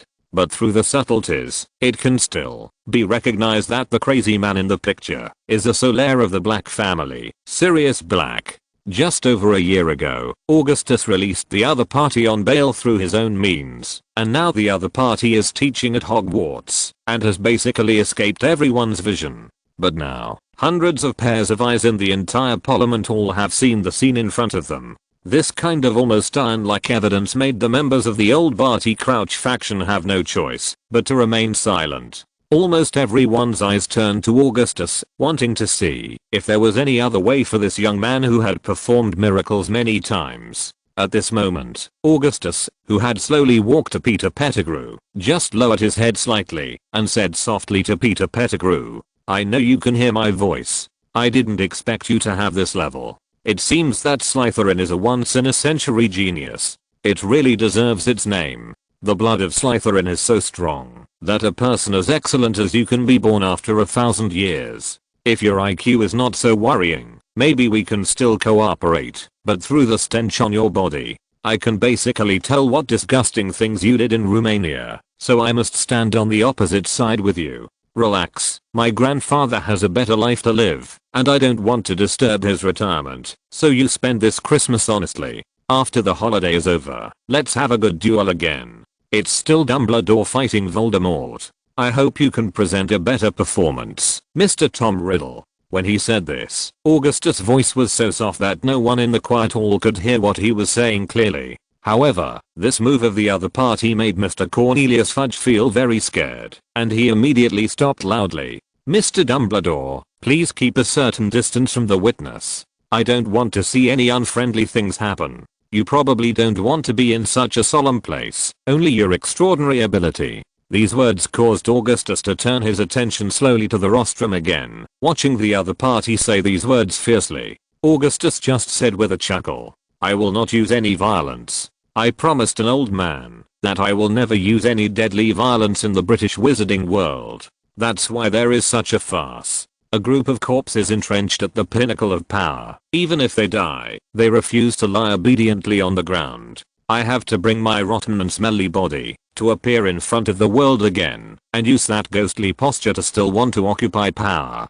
Through this trial, I have really seen you clearly. The me before me has left a place for you in my future plans. Thinking about it now, it's too kind. Dead things should be buried in the ground. When he said these words, Augustus' tone was so light, and his eyes on the rostrum were so cold. Those pupils that shone with golden light, even though the light emitted was as hot as the sun, but the emotions conveyed from the pupils were as cold as ice. Just as Augustus said, the way he looked at these people was not like looking at living humans at all, but rotting and smelly corpses. And just when the atmosphere in the venue reached freezing point, Augustus unexpectedly took out his gold pocket watch, checked the time, and said again to the people present, it's now 3 o'clock in the afternoon, and I think everyone should be a little tired. I don't have any objections to the results of this trial. What you want to do next is your business, but I want to remind you that Hogwarts is not under the jurisdiction of the Ministry of Magic. Why do you all know the reason? According to the previous agreement between Hogwarts and the Ministry of Magic, you need to provide us with teaching funds for the next year every year, in exchange for gaining nominal jurisdiction over Hogwarts, but I haven't seen that money for 2 years. As one of Hogwarts trustees, I have joined forces with other members of the school board to draft a circular announcing that Hogwarts has no connection with the British Ministry of Magic. This announcement and my announcement today will come into effect officially. After speaking, Augustus once again took out a roll of exquisite parchment from his sleeve, with a ribbon of 4 colors tied on it. On the ribbon there is only a fine lacquered stamp with the Hogwarts crest on it. After passing the roll of parchment to the rostrum by magic, Augustus returned to the position just now, and left the venue directly with Mr. Weasley. Mr. Cornelius Fudge, who was standing behind the rostrum, looked at the roll of parchment in front of him with flustered and confused eyes. He had envisioned many situations, even the worst ones, and he had imagined that Augustus used violence. How should I seriously refute the other party from the perspective of public opinion, so as to protect the results I have obtained through this struggle? But what he didn't expect was that the other party didn't seem to be interested in arguing with him at all. It seemed that from the beginning to now, this carefully set trap has always been their own self-entertainment. If they insist on feeling just like when my son was 4 or 5 years old, I saw him pretending to be an adult, playing house with other children, and watching them learn to work as a minister. Even if they act very seriously, and the performance process is very exciting, but as an adult, he will only look at him with the eyes of a bystander, without any emotion, and there is no appreciation at all. An aggrieved feeling kept growing in his heart, causing his face to twist a little, and finally Mr. Cornelius Fudge slammed the gavel in his hand again, said loudly in an almost growling tone, Sirius Black's parole is immediately revoked, and the Department of Magic Enforcement immediately sends a Nora to arrest him. As for Barty Crouch Jr., immediately, just when he was about to continue roaring, the old Barty Crouch interrupted without hesitation and said seriously, "You only need to call him by his first name. As for his surname, you can do whatever you want, but he is no longer a member of the Crouch family." While saying this, Barty Crouch the Elder and other young MPs received red invitations one after another from Mr. Weasley, who had just left and returned. They, a small circle of people, seemed to be completely indifferent to the Minister of Magic on stage and the trial that will follow. After accepting the invitation, they also left one after another, as if they didn't care about the outcome of today's debate. And Mr. Cornelius Fudge, who was double ignored, could only speak in an even more angrily low voice. "Mr. Crouch will be imprisoned in Azkaban immediately, and will never be released. As for Peter Pettigrew, he should have been kissed by a Dementor. But considering exposing other people's crimes, they will also be imprisoned in Azkaban. All trial results will take effect today, and the meeting will be adjourned." After the last word, Mr. Cornelius Fudge checked the gavel in his hand again so hard that the handle of the gavel broke. Chapter 138 Waiting after the banquet. On the outskirts of Oxfordshire, England, in Augustus's castle, Augustus, who was sitting in the reception room of the castle, was yawning constantly.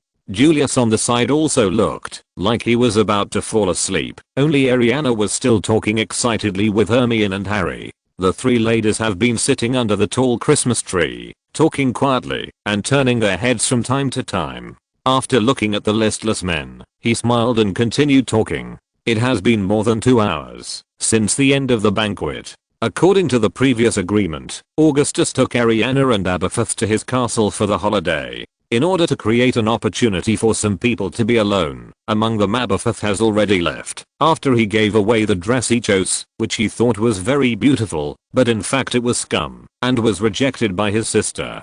I finished dinner very sadly, and then left here with a dark face without any communication with other adults. And Professor Snape performed very well today, wearing a men's dress carefully selected by Mrs. Potter today. She also went to the Muggle world to have her hair styled.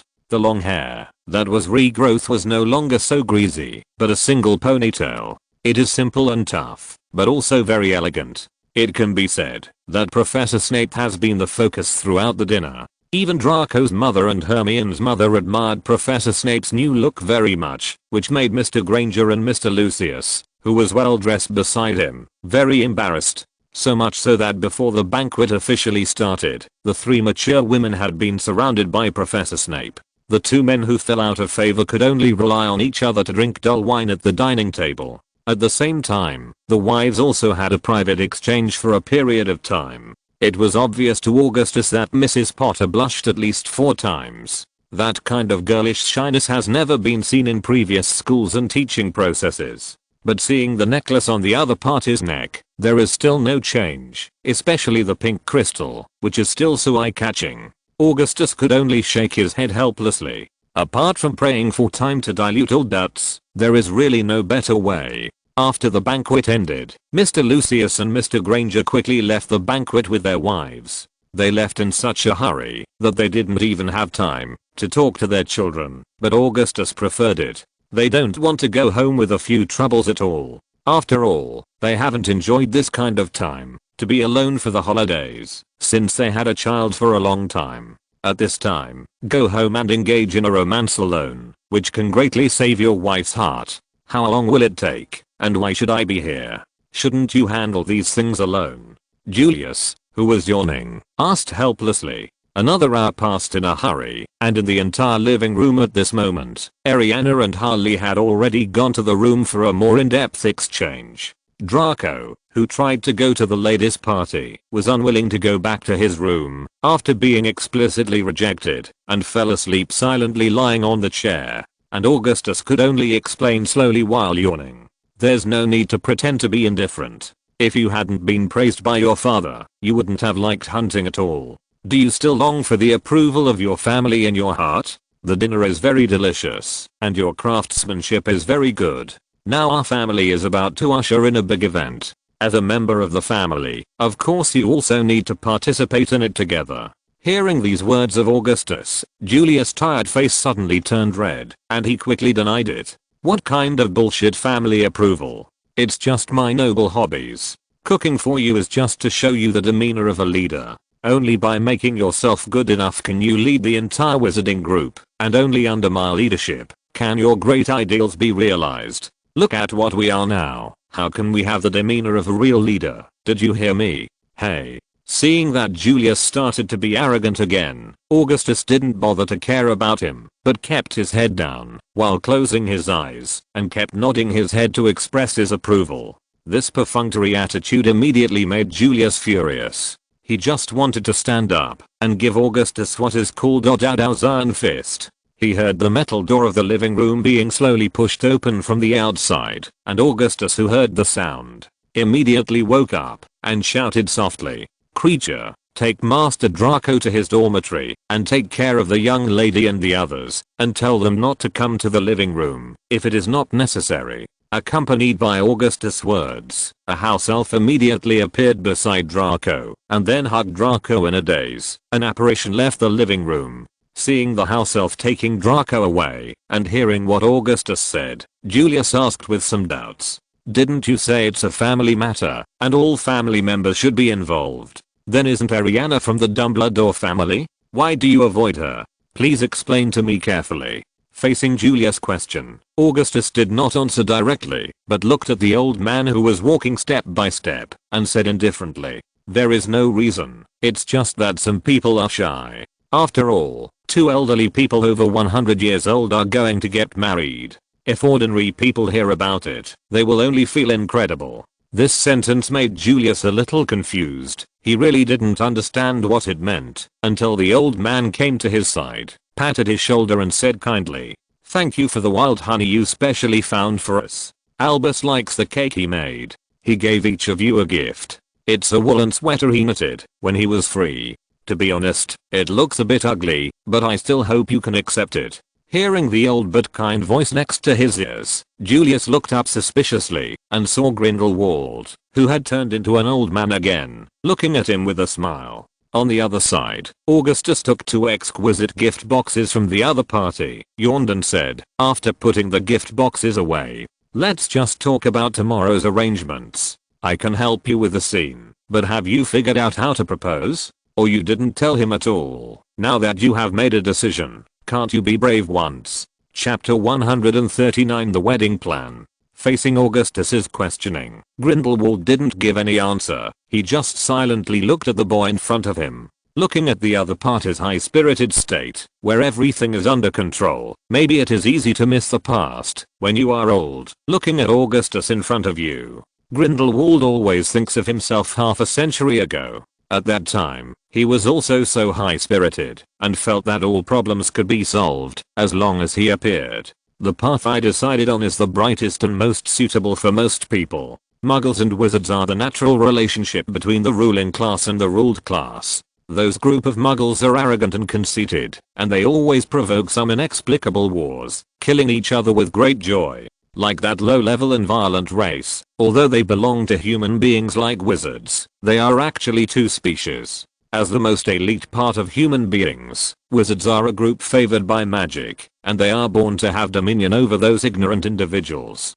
Only by making wizards the leaders of the entire planet can the Muggle wars be prevented from destroying the planet, and all human beings can have a future. However, he failed, and the reason for his failure was not only Muggle reasons, but also the inside of wizards. Because of the distinction between wealth and political power, the entire wizarding group has long been split into countless classes, and there must be cruel class infighting among them. It is impossible to unite as a whole, and even without that annoying Newt kid, he may not be able to integrate the entire wizarding class. At that time, I had entered an extreme state, and it was very likely that I would start killing for the so-called unity. Those Muggle-born wizards may not be able to bear their own tyranny, and before they have united all wizards and Muggles for a decisive battle, they exposed the wizarding world in advance. That is almost a path of inevitable failure, which may cost the lives of countless people, and it is impossible to realize one's own ideals. This may be why Albus was against himself at the time. He was always so wise, but he would never explain the reason to himself. Thinking of this, Grindelwald sighed and slowly came to the seat next to Augustus and sat down. The moment he sat down, the house elf held a bottle of fine tequila and placed it in front of Grindelwald. Looking at the amber-like wine, Grindelwald's eyes were full of doubts, but Creature explained in advance. Master Julius told me that you prefer to drink sugarcane wine produced in South America, but the weather is colder now. Adding a spoonful of warm honey to a drink can relax the mind and body. Hearing the house elf's explanation, Grindelwald's eyes were full of smiles, and he slowly poured himself a glass of warm wine, and then drank it all in one gulp. Feeling the sweet taste with a hint of stimulation, a warmth spread from the stomach to the whole body. Thank you, child. You are indeed more like Albus than your brother. You are always so considerate. It can be seen that you are a gentle child. Grindelwald finished his cup of honey tequila, raised his cup, and said to Julius. Facing Grindelwald's compliment, Julius seemed a little unhappy. He turned his head away from everyone present and said in a disdainful tone, "Hurry up and tell me about your plan. I'm almost sleepy. Let me, an important person, wait here for your chat. Don't you think it's too much? You have to know that I still have a lot of things to do, such as defeating that annoying Augustus and prove that I'm the strongest wizard." Seeing the other party's awkward behavior, Augustus couldn't expose him anymore, so he could only wave his hand to let the house elf leave, and then said slowly, "Actually, what we are going to discuss is very simple. It is about the wedding of the two fathers. You heard me right. Let me emphasize it again. It's about the wedding of the two fathers. I've already sent out the invitation. By then, everyone we know will come. We don't want to hide anything. It's about completing the ceremony that should have been completed 50 years ago with everyone's blessing." Hearing these words from Augustus, Julius was a little stunned. Obviously, his brain hadn't turned around yet, and he hadn't digested the huge amount of information. On the other hand, Grindelwald's old face at the moment turned a little red because he drank the wine first, or for some other reason. Facing the two stunned family members, Augustus didn't want to procrastinate any longer and directly began to tell his plan. First of all, the wedding will be held at Dumbledore's old house, because Godric's Hollow in winter is not as beautiful as in summer. But don't worry, we are wizards with powerful magic power after all. It is not impossible to change a season. I have already arranged everything. It is definitely possible to present to you an atmosphere that reappears from yesterday. Hearing this, Julius seemed to understand a little bit and began to sit upright, wanting to hear Augustus continue. Grindelwald on the side seemed a little cramped. He hadn't shown this state for a long time, and he was constantly rubbing his hands nervously. However, his state did not stop Augustus, so he continued. "The wedding will use the most traditional wizarding wedding. I have ordered new clothes for the two of you, which will definitely satisfy you. We will invite most of the people we know, including professors like Professor Snape, and most of the students in the school. Of course it's only limited to senior students and those who have a good relationship. For those students in lower grades, this non-secular wedding has a slightly greater impact. After the banquet is over, you will travel around the world. This is what you once told me, the common dream of you and Dad. It is said that after the great ideal is realized, give up everything and pursue the distant scenery and knowledge of the world. And you can also go to the Muggle world. I believe you will have a different experience. I have already prepared enough packages, luggage, and funds for the two of you. Everything has been arranged, and now there is only one question, and that is whether you have completed your task tonight. Have you ever told your father that you want to spend the last period of your life with him? Chapter 140 The Proposal Process. Julius nodded repeatedly when he heard Augustus's series of plans. He obviously didn't understand the meaning of these words. After all, his cognition is still at a very early stage, and he feels that this is just a set of complicated procedures, just like the etiquette lessons he often learns. It's just a form, and it doesn't have any special meaning. He just approves of Augustus's long series of plans. Without exception, these arrangements are very detailed and highly operable. And Grindelwald on the side, looking at his children, kept talking about the details of his wedding, almost leaking his old background. For a moment, I was a little embarrassed. I half lowered my head and didn't know what to say. After talking about all the plans, Augustus also felt a little tired at the moment, and he also drank a glass of warm tequila wine with honey. Then he turned to Grindelwald and asked softly, "Now I'm waiting for your reply. Did you complete your own task tonight and say that sentence to him that was 50 years late?" Facing Augustus' direct question, even the Dark Lord, who has dominated the entire world, couldn't help but feel a little embarrassed at this moment. Just when Grindelwald was about to answer, Julius on the side couldn't help it. After all, his character was unwilling to be a supporting role all the time. So he replied loudly for Grindelwald, "Do you still need to ask? Such a simple question still needs to wait for so long. I really don't understand why you are so procrastinating. My father must have directly made a large French or German cake and then lit candles to create the proper atmosphere. Then under the heavy snow outside the window, the two of them sat face to face, enjoying delicious cakes together and admiring the snow scene by candlelight. Then when the cake was about to be eaten and the atmosphere was at its peak, Dad suddenly took out a ring from his arms and then knelt down on one knee to propose to the other party. In the end, Father Dumbledore shyly agreed and everything ended perfectly." After talking about the marriage proposal scene he imagined, Julius applauded himself very excitedly. It seems that he is very satisfied with everything he imagined. Only Grindelwald looked at each other with embarrassment on his face, and Augustus, who was sitting at the top, imagined the scene just now, transforming the two protagonists in that scene into Dumbledore and Grindelwald, who had become old again. The sour feeling made Augustus shudder. Seeing the embarrassment on the faces of the two, Julius also stopped clapping his hands and asked with some doubts, "Is there something wrong? I remember it in that weird muggle box you bought me. I've watched a lot of movies that you call classics. Aren't the hero and heroine in them all like this? Although there may be differences in the plot, but the effect is very good.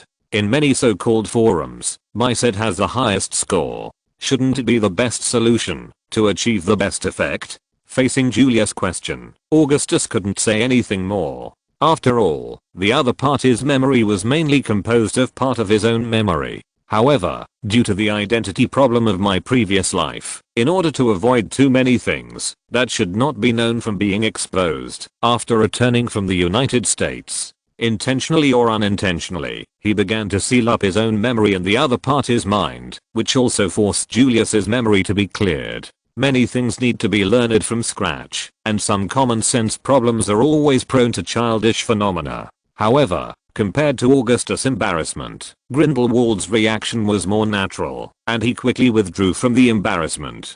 Said in a half-joking tone, "Of course there is no problem, it's just that I didn't hire you to be my staff officer at the time, and your brother always likes to hold back and not share these things with me. So our content is also very simple, that is, two people cook a dinner for each other, although Albus's craftsmanship is always so bad. And then after dinner, there was no ring. I just took each other's hands and looked into each other's eyes. Ask very calmly, would you like to spend the rest of your life with me, and let all your ideals go with it?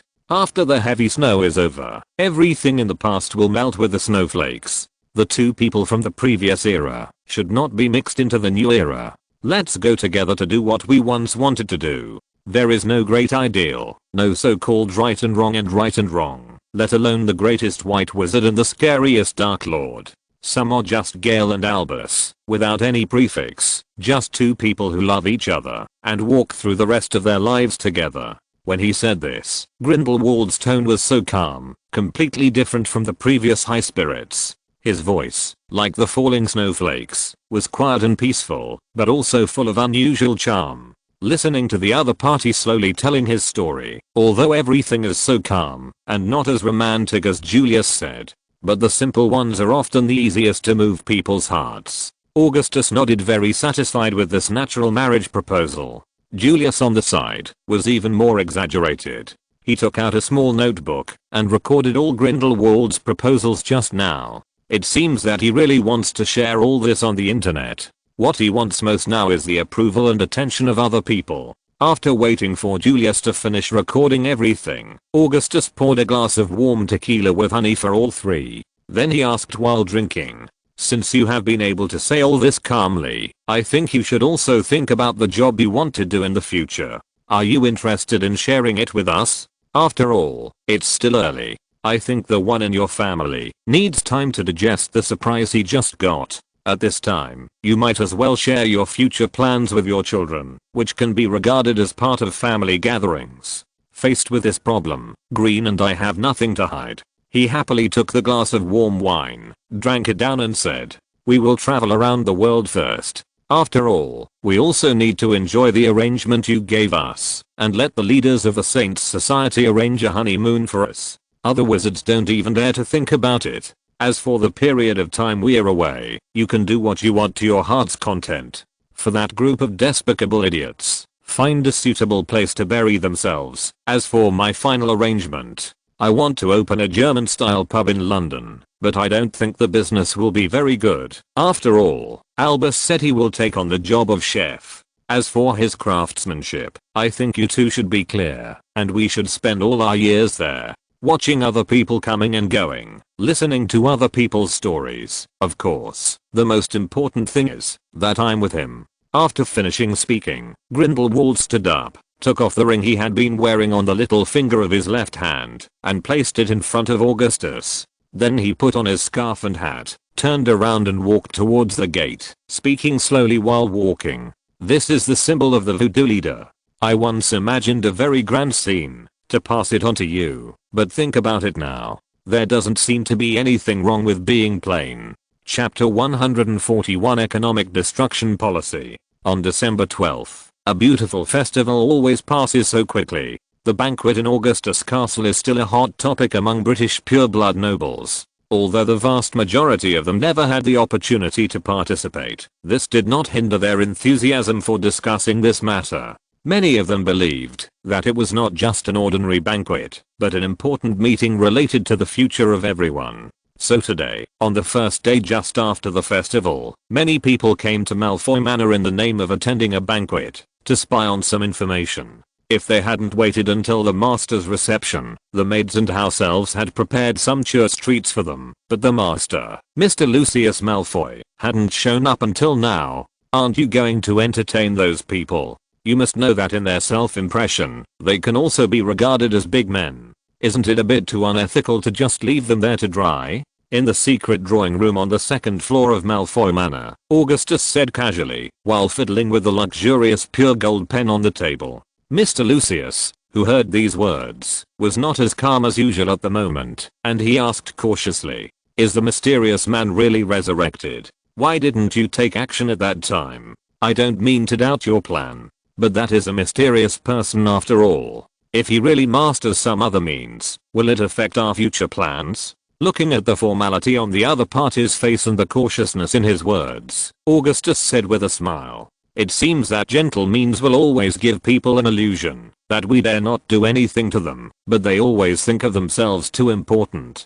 The reason why I didn't directly burn Mr. Riddle to ashes in the hall of the Parliament was just to maintain a promise. At the same time, killing him alone won't solve the problem. Those who work with him, including some of you who are downstairs now, what they are going to do, I've now figured out where they are supposed to play, is to be buried in the garden as fertilizer. But there is a prerequisite for doing this, that is, they have completely betrayed the entire wizarding community. Only in this way can I overcome that promise and use the simplest means to complete the integration of the entire British wizarding community." Looking at Augustus, who said these words calmly, while fiddling with a pure gold pen, Mr. Lucius knew it too. After the New Year's bell rings, it not only means that the new year has officially arrived, but also means that many people are about to lose their lives. That is both the bell to welcome the new year and the death knell for those people to go to another world. Then what is my job? I know you have arranged a job for Severus, so what about me? I'm also a participant in that banquet. Since you have entrusted me with that trust, let me repay you with loyalty. After determining the real general direction, Lucius immediately knelt down on one knee and said sincerely to Augustus. Seeing how loyal his finance minister was, Augustus was very happy and took out a suitcase from his alchemy ring. Putting the suitcase in front of Mr. Lucius, Augustus said slowly, There are several sets of clothes inside, which are custom made by a famous designer in the Muggle world, and there must be no problem with the workmanship. And I cast magic on it, and it will automatically fit your size after you wear it, so you don't have to worry about the appearance. At the same time, these clothes are all equipped with extremely powerful alchemical magic power, which can be completely immune to the attack of the killing curse, including Mr. Riddle, whose name you don't want to name. Although it is definitely not permanently immune, I believe that with your level, if you are given a chance to escape, you can still escape. As the most important logistics support staff under me, of course I will give the best protection to a talented person like you. There is also a set of the latest alchemy weapons, including miniature guns and cane swords. If you are not familiar with guns, you can ask Draco. He and Julius have done a lot of research on these recently. Hearing Augustus' explanation, Lucy's eyes immediately turned to the suitcase. On the surface of the leather case, the logos of the Phoenix and the Deathly Hallows were depicted in gold stamping. After obtaining Augustus' consent, Lucius immediately opened the suitcase in front of him, and a powerful space magic was cast on that step of the suitcase. There are 2 rooms inside, one with a sign saying the cloakroom, and the other with a sign saying the weapon reserve. Judging from the size of the 2 rooms, there must be a rich variety of things stored in them. After confirming that there was no problem, Lucius closed the suitcase in front of him. Sincerely, I will definitely complete the task you entrusted to me, even if it is full of danger. Faced with these words, Augustus waved his hand indifferently, and then said calmly, "There is no danger, Mr. Malfoy. This is just the last insurance, and your task is very simple. That is to persuade all the pureblood nobles on our side to transfer all their assets from England, including the fixed assets you hold, store properties. Everything will be sold, and the news will be released at the same time. Let's say there are people within the Ministry of Magic cooperating with Voldemort, and at the same time creating a sense of terror that you fear Voldemort. For the phenomenon of being forced to transfer all assets, the atmosphere must be created in place, and at the same time, the financial system of the entire British magic world will be completely collapsed." After listening to all his tasks, Mr. Lucius couldn't help swallowing, as a nobleman who has been in the business world for a long time. Of course he understands the consequences of this operation. To put it bluntly, if it really follows Augustus' plan, then the business system of the entire British wizarding world, which has a long tradition and history, will completely collapse. At that time, even galleon will become useless metal, and money will not be able to buy anything, and many people will be forced to transfer their properties due to panic. It is foreseeable that wizards in the entire British wizarding world will face a scarier shortage of living supplies than they are now. While Mr. Lucius was still in a daze, Augustus stood up slowly and walked gently to the other side. Then he handed a pink invitation card to the other party's eyes and said slowly, "On January 1st, in Dumbledore's old house, we have a very important thing to do. As for the content, please don't publicize it. It's a great honor to invite you to participate in our family's important moment, and I hope you can send your best wishes when the time comes." After finishing speaking, Augustus disappeared into the living room with a burst of golden fire, and at this moment, Mr. Lucius was holding the invitation card in his hand. He still felt a little at a loss until he saw the seat where Augustus was sitting just now. On the desk in front of him, and a set of Italian-style black suits were neatly stacked. At the same time, on the top of the suit, there is a peacock cane with its head carved in platinum, and there is a small note next to it. It was written succinctly in black ink. "This set is specially customized for you, and our goal is ushering in a new stage for the greater good, Mr. Lucius Malfoy." Chapter 142 explained. The time came to the last day of 1994, at night, in Augustus Castle in Oxfordshire, England.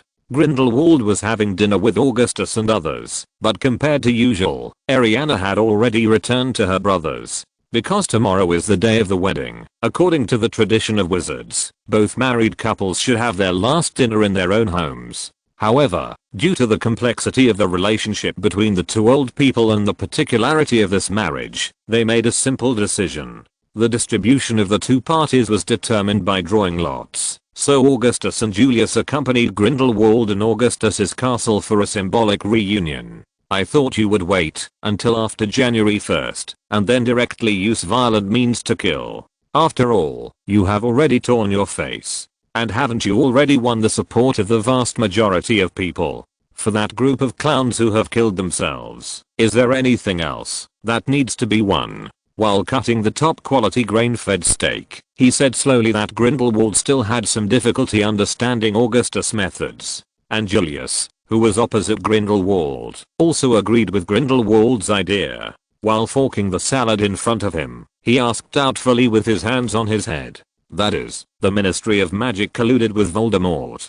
I think you must have obtained absolute evidence. At this time, we will directly enter the Ministry of Magic, disclose all the evidence to the public, and then execute those clowns and that undead bald head directly in front of everyone. This can not only solve the current problem, but also deter some potential rebels. It can be said to kill two birds with one stone, but why are you still benevolent? Hearing the same question raised by the old and the young, Augustus did not answer. He elegantly cut a piece of high-quality grain-fed steak, put it in his mouth and chewed slowly, enjoying the juice and unique taste of the beef. After taking a bite of the beef, he picked up the Bolton red wine next to him, took a sip, and wiped his mouth with a napkin. In the end, he propped his chin with both hands, looked at the two people present with his own eyes, and said calmly, "Because the method you mentioned is useless at all. Of course I can easily take their lives, but what can I gain? A whole new Ministry of Magic?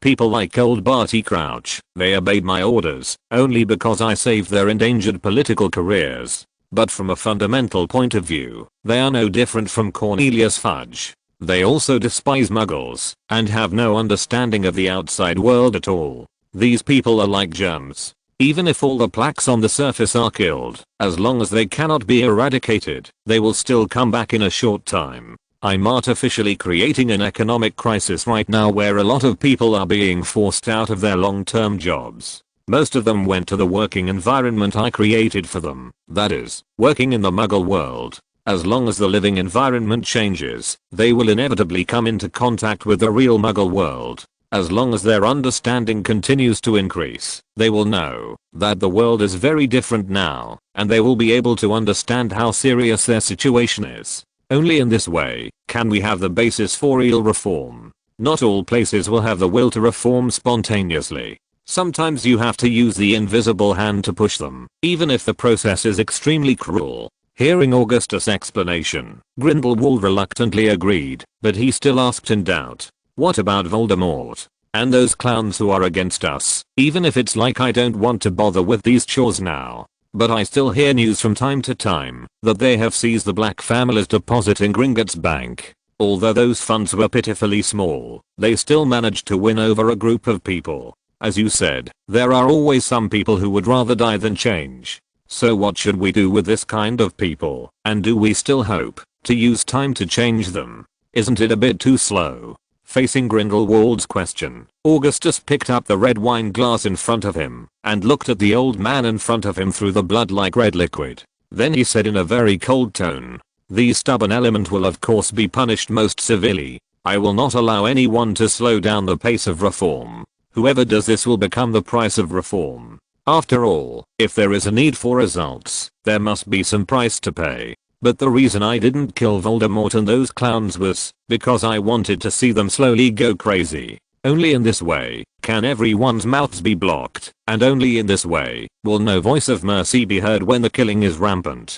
The little wealth in their hands is far from enough for them to accomplish what they want to do, and I have already passed the channel. Take almost every Ministry of Magic, cut off all their funding, and now we are an island. Just wait until they start to go crazy, and then we, as messengers of justice, carry out a righteous slaughter." Story old. After listening to Augustus' explanation, Grindelwald couldn't help but say something. Facing the evaluation of Green and others, Augustus didn't care and said indifferently, "That's right, it's an old-fashioned story, using their greed for power in their hearts to slowly drive them crazy. It seems that we have made a compromise, but in fact it is just a bait released. To create a story requires positive and villainous characters. They thought they could be invisible, but I believe that Mr. Riddle will not let us down. All we have to do is avoid other people's casualties, and that's what we are already doing.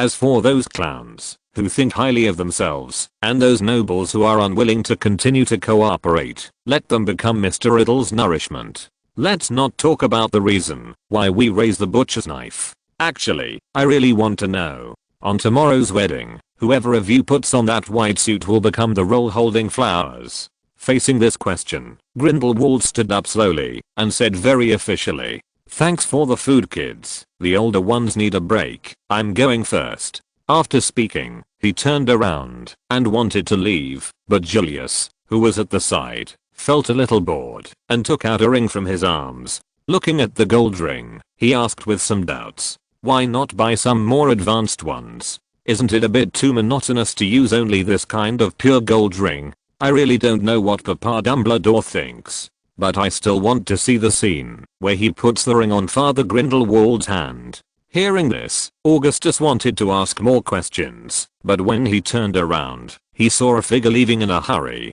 If you're listening to this novel on a channel other than Fanfic World, it means they downloaded and uploaded it without effort. We cordially invite you to visit our channel, Mundo Fanfic Novelos. There you'll find the original version of this story and you can explore many other novels of various genres. We're waiting for you to immerse yourself in a world of incredible novels. Chapter 143, Before the Wedding. On January 1995, 1. Godric's Valley, which should have been covered with snow and filled with winter atmosphere, was dominated by green.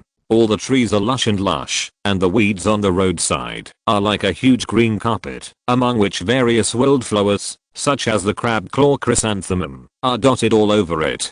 A summer scene appeared in Godric's Hollow in winter, and Dumbledore's old house at this moment has also undergone great changes. Red ribbons are wrapped around this unusually old building, and sunflowers are planted on both sides of the doorway, and the huge flower discs are chasing the constant shaking of the sun. At the same time, the pool where Dumbledore was always behind has completely thawed at this moment, and there are a few dandelions and wildflower petals flying over on the blue pool water. At the same time, on the right side of Dumbledore's old house, there are many huge simple gazebos, and the guests who have been waiting here are whispering to each other. After old Barty Crouch saw Augustus and others appear, he immediately came to the side of the crowd, and he did not greet Augustus first. Instead, he looked at Grindelwald in a white suit, looked at his grey hair, and said with a sigh, "Bless you, Mr. Grindelwald, I never thought that I would see you here. The things you have done are recorded in my mind, and they have almost become ancient legends."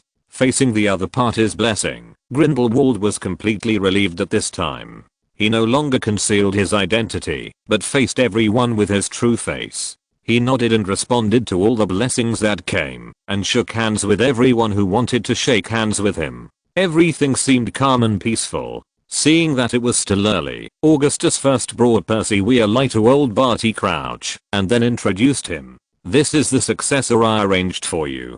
Don't look at him young, he is definitely capable of handling this complicated situation. He has already passed the NEWS exam, and has achieved excellent results in all subjects. Although this does not prove anything, it at least shows that the other party is smart enough. That's why I want him to graduate early. After today's banquet, let him become your personal secretary first, and then slowly take over the position." After listening to Augustus' introduction, old Barty Crouch turned his head to look at the red-haired young man in front of him. Seeing the other party standing up straight, after seeing himself looking at him, he introduced himself very calmly. "Hello old Mr. Barty Crouch, my name is Percy Weasley, the second son of the Weasley family. I once served as the prefect of Gryffindor, but the most important position is still as the private secretary of Mr. Augustus Dumbledore. In the recent period of time, I have been in charge of Mr. Dumbledore's contact work, and I'm very confident in the position of private secretary." Listening to the calm tone of the other party, especially the position of Augustus's private secretary, an old politician like old Barty Crouch. Hearing these words from the other party, one can basically guess that the young man in front of him is meant to replace him. Although he knew there would be such a moment, old Barty Crouch still asked cautiously, "I have never doubted what you mean, but I still hope that I can retire with a more dignified position, even if I only work for less than half a year." Facing the question of the old man in front of him, Augustus said very lightly, "Of course there is no problem. My promise has always been valid. After today's end, it won't take more than 6 months at most. We will definitely seize control of the entire British Ministry of Magic. There is no doubt about it, and there is no doubt about it. In the following year, as the Minister of Magic, under our arrangement, you will complete the revival of the British wizarding world in the shortest possible time. During this process, I hope you will promote your private secretary a lot, so that his future work can be carried out smoothly. After hearing this, old Barty Crouch took a deep breath, then took out a business card from his jacket pocket, and handed it to Percy Weasley. Then he pointed to his business card and said, "After this banquet is over, take a good rest, and make some mental preparations for the methods you learned on campus. In the Ministry of Magic, it may not be very useful, but Mr. Dumbledore said that you are a smart person, so I believe you should learn quickly. You are welcome to join the children, and I hope you will be able to complete your mission while maintaining a just heart." After finishing speaking, old Barty Crouch stretched out his right hand. Seeing this scene, Percy Weasley also quickly stretched out his right hand, holding both hands tightly together. This marks that the relationship between the two has been reached, and Percy Weasley will serve as Augustus' special envoy to assist old Barty Crouch to get everything he wants. And old Barty Crouch actually promised that they would use the greatest resources and efforts to comprehensively train the young people in front of them, so that the other party could successfully take over the post of Minister of Magic at the right time. After arranging the last thing for himself, Augustus waved his hand lightly and slowly walked to the stage that had been prepared long ago, then said softly, "Okay, ladies and gentlemen, please suspend your discussion for a moment and let us give an extremely warm and sincere applause. Welcome the protagonists of today's banquet, my dear family, Albus Dumbledore and Mr. Gellert Grindelwald." Following Augustus' announcement, everyone present stopped their discussions one after another and focused their attention on the stage. On the stage, Augustus just waved his left hand lightly, accompanied by several streamers of light flying out of his hands. A roll of red carpet appeared out of nowhere in the mid-air and then rolled out at a fast speed. A simple red carpet appeared below the stage, and the place where the red carpet extended was facing Dumbledore's old house. At the same time, with the passing of those few passages of light, rows of golden sunflowers and crab-claw chrysanthemums appeared on both sides of the red carpet, and at the same time, the green grass that served as a foil also popped up one after another at the fastest speed. With the sunshine, sunflowers, and crabgrass are floating in the wind, giving off a refreshing fragrance, while the green grass is blowing with the wind, and there are layers of waves. And just after everything was ready, Augustus on the stage announced loudly, "I would like to announce in my own name that this wedding has officially begun." Chapter 144 When the wedding is going on.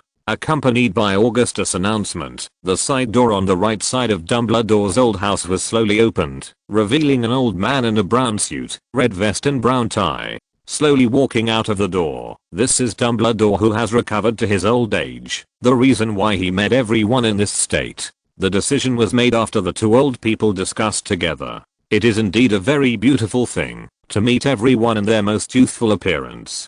But after the two old men discussed it, they still thought that they should face everything with their true colors. After all, the choice this time was so difficult. But at the same time, after stepping over the crack in his heart, everything seemed so indifferent. However, due to the nature of comparison, Dumbledore still made major changes to his appearance, and the previous excessively long beard and hair were all trimmed. The long silver-white hair hangs on both sides, and was specially straightened in the Muggle world, and the beard was fully trimmed, leaving only a short parts for decoration. Wearing a custom-made handmade suit, Principal Dumbledore has changed from a wise and powerful wizard to a personable and elegant old man. He walked very slowly at the beginning, and observed everyone's expressions while walking. He originally thought that many people would show very strange and puzzled expressions. But looking around now, most of the people were looking at him very happily. The students headed by Holly were applauding and laughing at the same time, but their eyes were full of tears. This made Dumbledore feel a little puzzled, but what made him happiest was the man standing behind everyone. He was wearing a clean white suit, carefully tied a black tie with a Windsor knot, and two gold necklaces pinned to his clothes, which made him look so energetic. When I was looking at him, the other party was also looking at me. Although I didn't ask, there seemed to be thousands of words in the eyes. After walking half the distance, Dumbledore seemed to have finally let go of everything. He quickened his pace and walked onto the stage in less than half of the time before. When Dumbledore stood by Augustus' left hand, Augustus first nodded to Dumbledore beside him and then announced loudly, "Okay, one of the protagonists of the wedding has already entered the stage, and now we welcome the next protagonist to appear with warm applause." Accompanied by Augustus' announcement, Grindelwald, who was wearing a white suit, walked slowly towards the stage, accompanied by Julius, who was also wearing a white suit. His pace was so brisk, and he greeted everyone at the scene warmly when he walked. Halfway through, he took a bright red rose from Ariana, who was wearing a white dress, and pinned it on his left breast pocket, then walked towards the stage at a very fast pace. Seeing the other party take the rose so calmly, Augustus and Bullido on the stage felt a little puzzled. At the same time, looking at Julius, who was following closely, he always felt a hint of conspiracy. But in such an important ceremony, the two of them couldn't say anything, so they were accompanied by Julius. Grindelwald also quickly stepped onto the stage. After the opponent stood on his right hand, Augustus kept winking at Julius next to him. He signaled the other party to stand beside Dumbledore as soon as possible. After all, his job today is to be the flower girl who kept the ring, so why didn't he quickly stand beside the groom? But Julius, who saw Augustus wink, just lowered his head silently and tightened his clothes at the same time, as if he was hiding something. However, this subtle movement was still noticed by Augustus. It was a golden card, which should be the key of a certain vault. Obviously, in just a few hours, his younger brother had been bribed by Grindelwald beside him.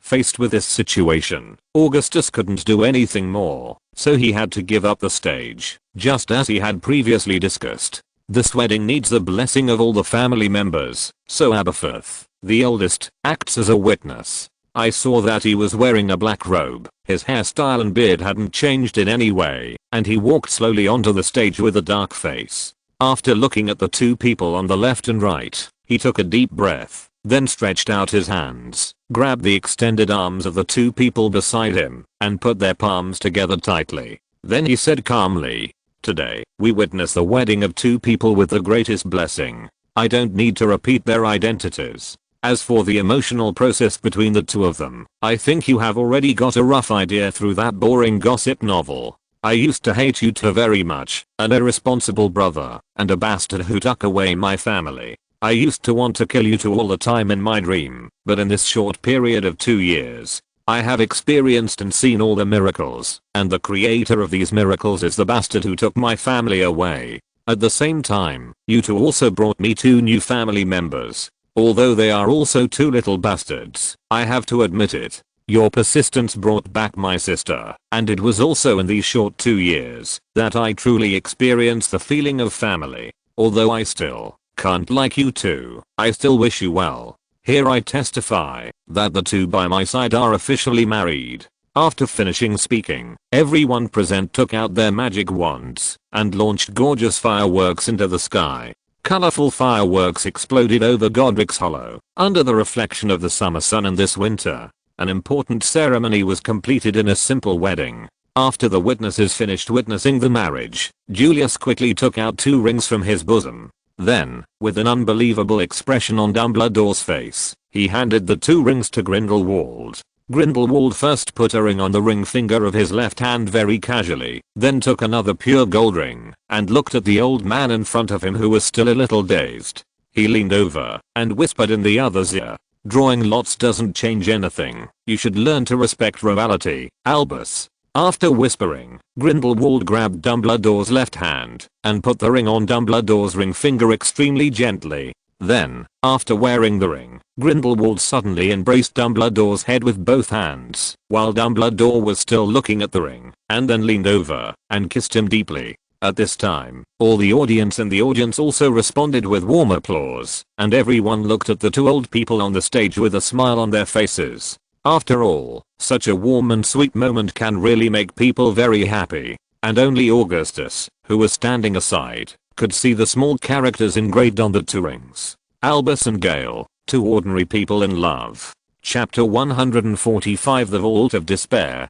Clark John, who was walking in Diagon Alley, looked at the devastated streets and the bleak neighborhood, and felt mixed emotions in his heart at this moment. Since the arrival of the new year, the Ministry of Magic had finally embezzled the inheritance of the Black family and the Gringotts Bank through a series of operations. But when those greedy bugs excitedly opened the Gringotts Bank Black family vault, the scene in front of them nearly collapsed. As the pure-blood family with the longest history in Britain, the Black family should have amassed extraordinary wealth.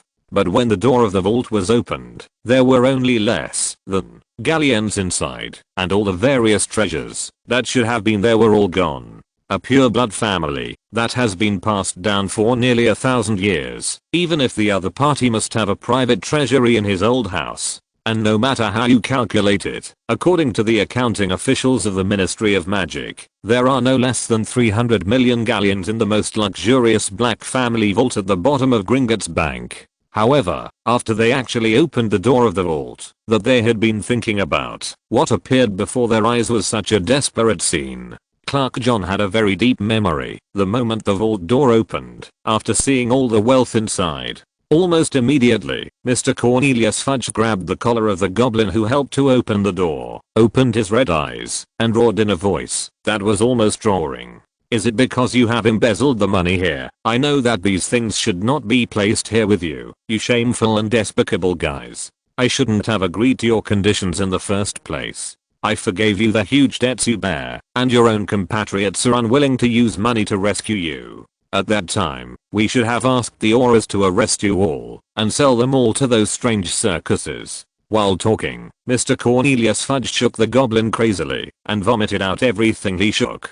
The stinky vomit was sprayed on the opponent's luxurious robes, but even so, Mr. Cornelius Fudge was still shaking the opponent frantically until the oldest goblin in Gringotts Bank came forward to testify. It said in an extremely humble tone, "The gate of this vault was forged with extremely legendary craftsmanship and has a long history. Aside from the owner of the vault, only a Ministry of Magic stamped certificate can open it. Although we covet the wealth inside, we are not pure fools, and we can clearly distinguish the current situation." It was only at this moment that Mr. Cornelius Fudge let go of the goblin. After looking at the wealth in the vault again, he no longer had the strength to stand on his own body, but slowly fell to his knees on the ground, and then said in a sobbing tone, "It's over, it's over. Old Barty Crouch was right. How can a grown man really get serious with a kid? He played us all. Everything is over. We just wash the neck well, and wait for others to chop it off."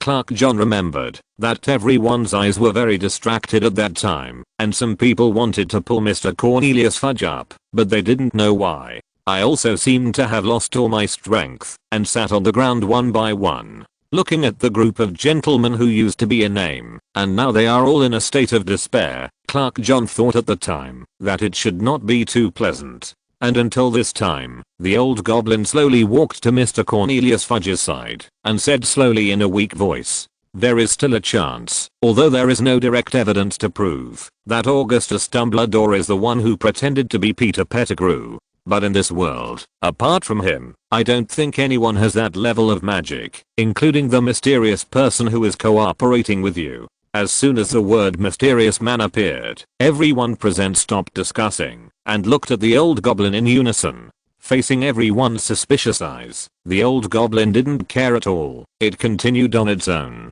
"And now you don't have enough money, and we are stuck with an exceptionally onerous debt payment. The British Gringotts Bank has reached the point of destruction, but it's not that there is no funds here, it's just that the funds are due to the contract. Forced to be locked in our books. Whether you believe it or not, we goblins are the most contract-abiding race. Although in the impression of you humans, we are greedy and shameless, it is true in life, but once the contract is signed in black and white, no matter when it comes, no matter what obstacles we encounter, no matter what consequences it will lead to, we will definitely fulfill it." After listening to the other party's long list of arguments, Mr. Cornelius Fudge became a little impatient, and he asked suspiciously, "What exactly do you want? You even said that our interests are the same, so hurry up and take practical actions. Don't you feel our situation?" The only thing we rely on now is this layer of legal identity. Once those ordinary wizards can't survive, they will launch a referendum and oust me as Minister of Magic.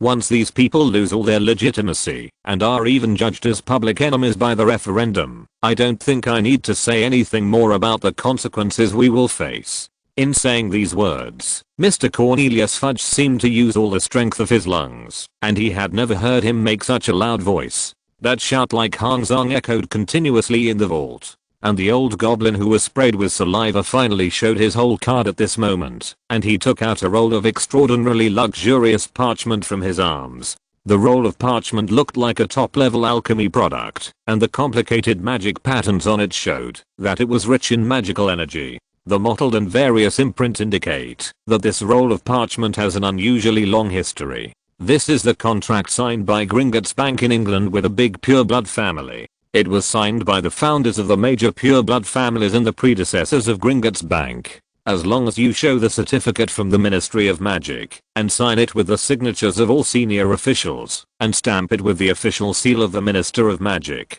we can dissolve this agreement in a reasonable and legal way, and then the funds frozen on those accounts can be continuously transferred to you. Holding the roll of parchment, the old goblin spoke slowly in a very weak voice. Clark John remembered that when the other party said this, his voice was so weak, but in that silent vault, it sounded more deafening than Mr. Cornelius Fudge's roar. Chapter 146 A more desperate situation. After what happened to the Black Family Vault, the Wizarding world of England ushered in a real nightmare. Because of the operation of the Ministry of Magic, many of them have been frozen, but the money that was supposed to be paid to the major families was transferred to the account of the Ministry of Magic by Gringotts Bank. As a result, the Ministry of Magic received a large amount of funds, repaying the wages that many people had been owed, and some even received bonuses. In order to fight against the daily profit controlled by Augustus, the Ministry of Magic also set up a newspaper of its own. It's called Magical World Pravda. The first time this newspaper was established, it used 6 pages in 3 days and bold fonts to frantically report on this behavior of the Ministry of Magic. And due to the abundance of funds, the newspapers for these 3 days were distributed to all wizards in the form of free gifts. This crazy publicity has indeed achieved certain results. Many Ministry of Magic employees who have temporarily left their jobs or been suspended at home have returned to the Ministry of Magic to continue working, even if their salaries are still only half of what they were at the beginning, due to conservative ideas and the bad habit of discriminating against muggles in some people's bones. They still regarded it as an honor to be able to work in the Ministry of Magic, and some even accepted interviews from that newspaper, madly attacking those wizards who worked in the Muggle world, and announced that they would sue those people together with the Ministry of Magic and send all of them to Azkaban for violating the International Wizarding Secrecy Act. However, the performances of these people did not last long. At that time, Clark John did not dare to reveal to anyone what he saw because he still had work to hand over. I just used the bonus and the arrears of wages to spend a Christmas with my family again. Afterwards, he began to hand over his work, although he knew very well that the mysterious man was not as scary as before. After all, they now have the protection of 2 Dumbledores. Even if the mysterious person wants to come out to cause sabotage, he has to weigh the existence of the 2 Dumbledores. So Clark John planned to take Mr. Weasley's recommendation and go to the Muggle world to participate in a new job immediately after handing over all his work. However, this idea now makes Clark John feel extremely regretful, only a week after New Year's Day. After seeing the shameless operation of the Ministry of Magic, the major pureblood families headed by Mr. Lucius Malfoy collectively issued a joint announcement. Announced a complete divestment from the British Wizarding world, a complete cut with the British Wizarding world, especially the Ministry of Magic, and all funds were transferred to the magical worlds of the United States and Europe. And a large part, through the relationship of Mr. Augustus, was converted into various currencies of the Muggle world, and various investments were made. This sudden divestment led to an economic crisis in the entire British Wizarding world, the most direct manifestation of which was the closure of a large number of shops. Although these shops have been reduced to cabbage prices, no one is still willing to accept it, because the purchase channels and network of contacts have been uprooted. Even if many people take over these shops, they cannot operate normally, and although many people receive salaries from the Ministry of Magic, but more people still work in various stores, or provide services for pure-blood nobles, and leave with their cars. Many people immediately moved to the United States or Europe to live, and the entire British wizarding world saw a sharp decrease in the number of goods available for purchase. In the beginning, it was just beautiful clothes and some rare potion ingredients, and later it gradually expanded to daily necessities such as food and vegetables. Although people suddenly got a lot of money in their hands, they couldn't buy anything at all, and the shortage of supplies had reached an astonishing level. And because of the ridicule in the newspapers, many wizards who can easily buy these materials in the Muggle world are unwilling to bring them to the wizarding world. And because it was declared in the newspaper, they were the defenders of the wizarding tradition, and they were traditional wizards who absolutely abided by the international wizarding secrecy law. So they couldn't go to the Muggle world to buy some necessities of life. And with the shortage of supplies, those black wizards who have been roaming around various countries for a long time immediately started a crazy smuggling mode. Clark John remembered very clearly that from New Year's Day to today, only 2 weeks have passed. The price of a basket of bread, enough to feed a family, had risen from 1 silver sickle to a full 10 gold galleons, and it is still rising. At the same time, for some unknown reason, the Ministry of Magic in Europe and the United States all use the grounds of breaking financial rules and not abiding by the spirit of the contract. The entire British wizarding world is completely blocked, and only individuals are allowed to purchase materials, and each person's share of purchases is extremely limited. Under this series of operations, the entire British magic world has become an isolated island in the world magic world. Isolated by everyone, prices soared and crime rates soared. The wizards who chose to stay felt abnormal pain at this moment. After dodging several men in black robes with evil intentions, Clark John stepped on a muddy street that was no longer cleaned up and littered with rubbish everywhere. After going through one turn after another, I finally came to the east gate of the Ministry of Magic. Originally, the entrance to the Ministry of Magic was on the streets of London, but they abandoned that entrance because they advertised themselves as the most traditional wizards. At the end of Diagon Alley, next to the Leaky Cauldron, a magnificent gate was built, which took only 3 days to complete. I heard that it cost a total of galleons. If Clark John expressed doubts about the cost, it has not been a month. Just because some people poured paint and some corrosive liquids on it, the gate that was said to be made of pure gold has exposed some black metal. Looking at the gate covered in various paints, Clark John could only smile wryly and comfort himself in his heart. It will be fine after today. When all the work is handed over, even if the other party doesn't settle the salary for me, I should leave this place of right and wrong as soon as possible. Pushing open the door, using the fireplace to enter the Ministry of Magic, before he could reach the office, a law enforcement officer he had never seen before blocked his way. I saw him speak slowly. "I'm sorry, Mr. John. Mr. Cornelius Fudge just called a general meeting, and he asked everyone to be there immediately. So please put down the work at hand and immediately go to the Parliament Hall on the 3rd basement floor to prepare for the meeting." Hearing this, Clark John's heart skipped a beat, and he quickly evaded.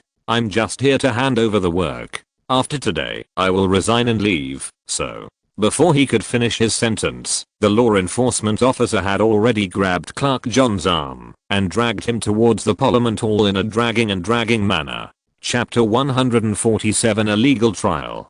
Being dragged and pulled forward by someone is undoubtedly very uncomfortable, but facing this law enforcement officer that he seems to have never seen before, Clark John didn't dare to resist because he felt a kind of aura from this person, and this feeling was very subtle. It comes from the positions he held before. Because of his background, he did not enter the high-level department so quickly. He has always been the lowest level caretaker in Azkaban, due to his strong learning ability and literary skills trained by muggles. Only then was he transferred to the Parliament Hall to act as a clerk who whitewashed the minutes of the meeting. Therefore, Mr. John is very familiar with those criminals who have committed serious crimes, especially those prisoners who have lives in their hands. They always have a special feeling about them.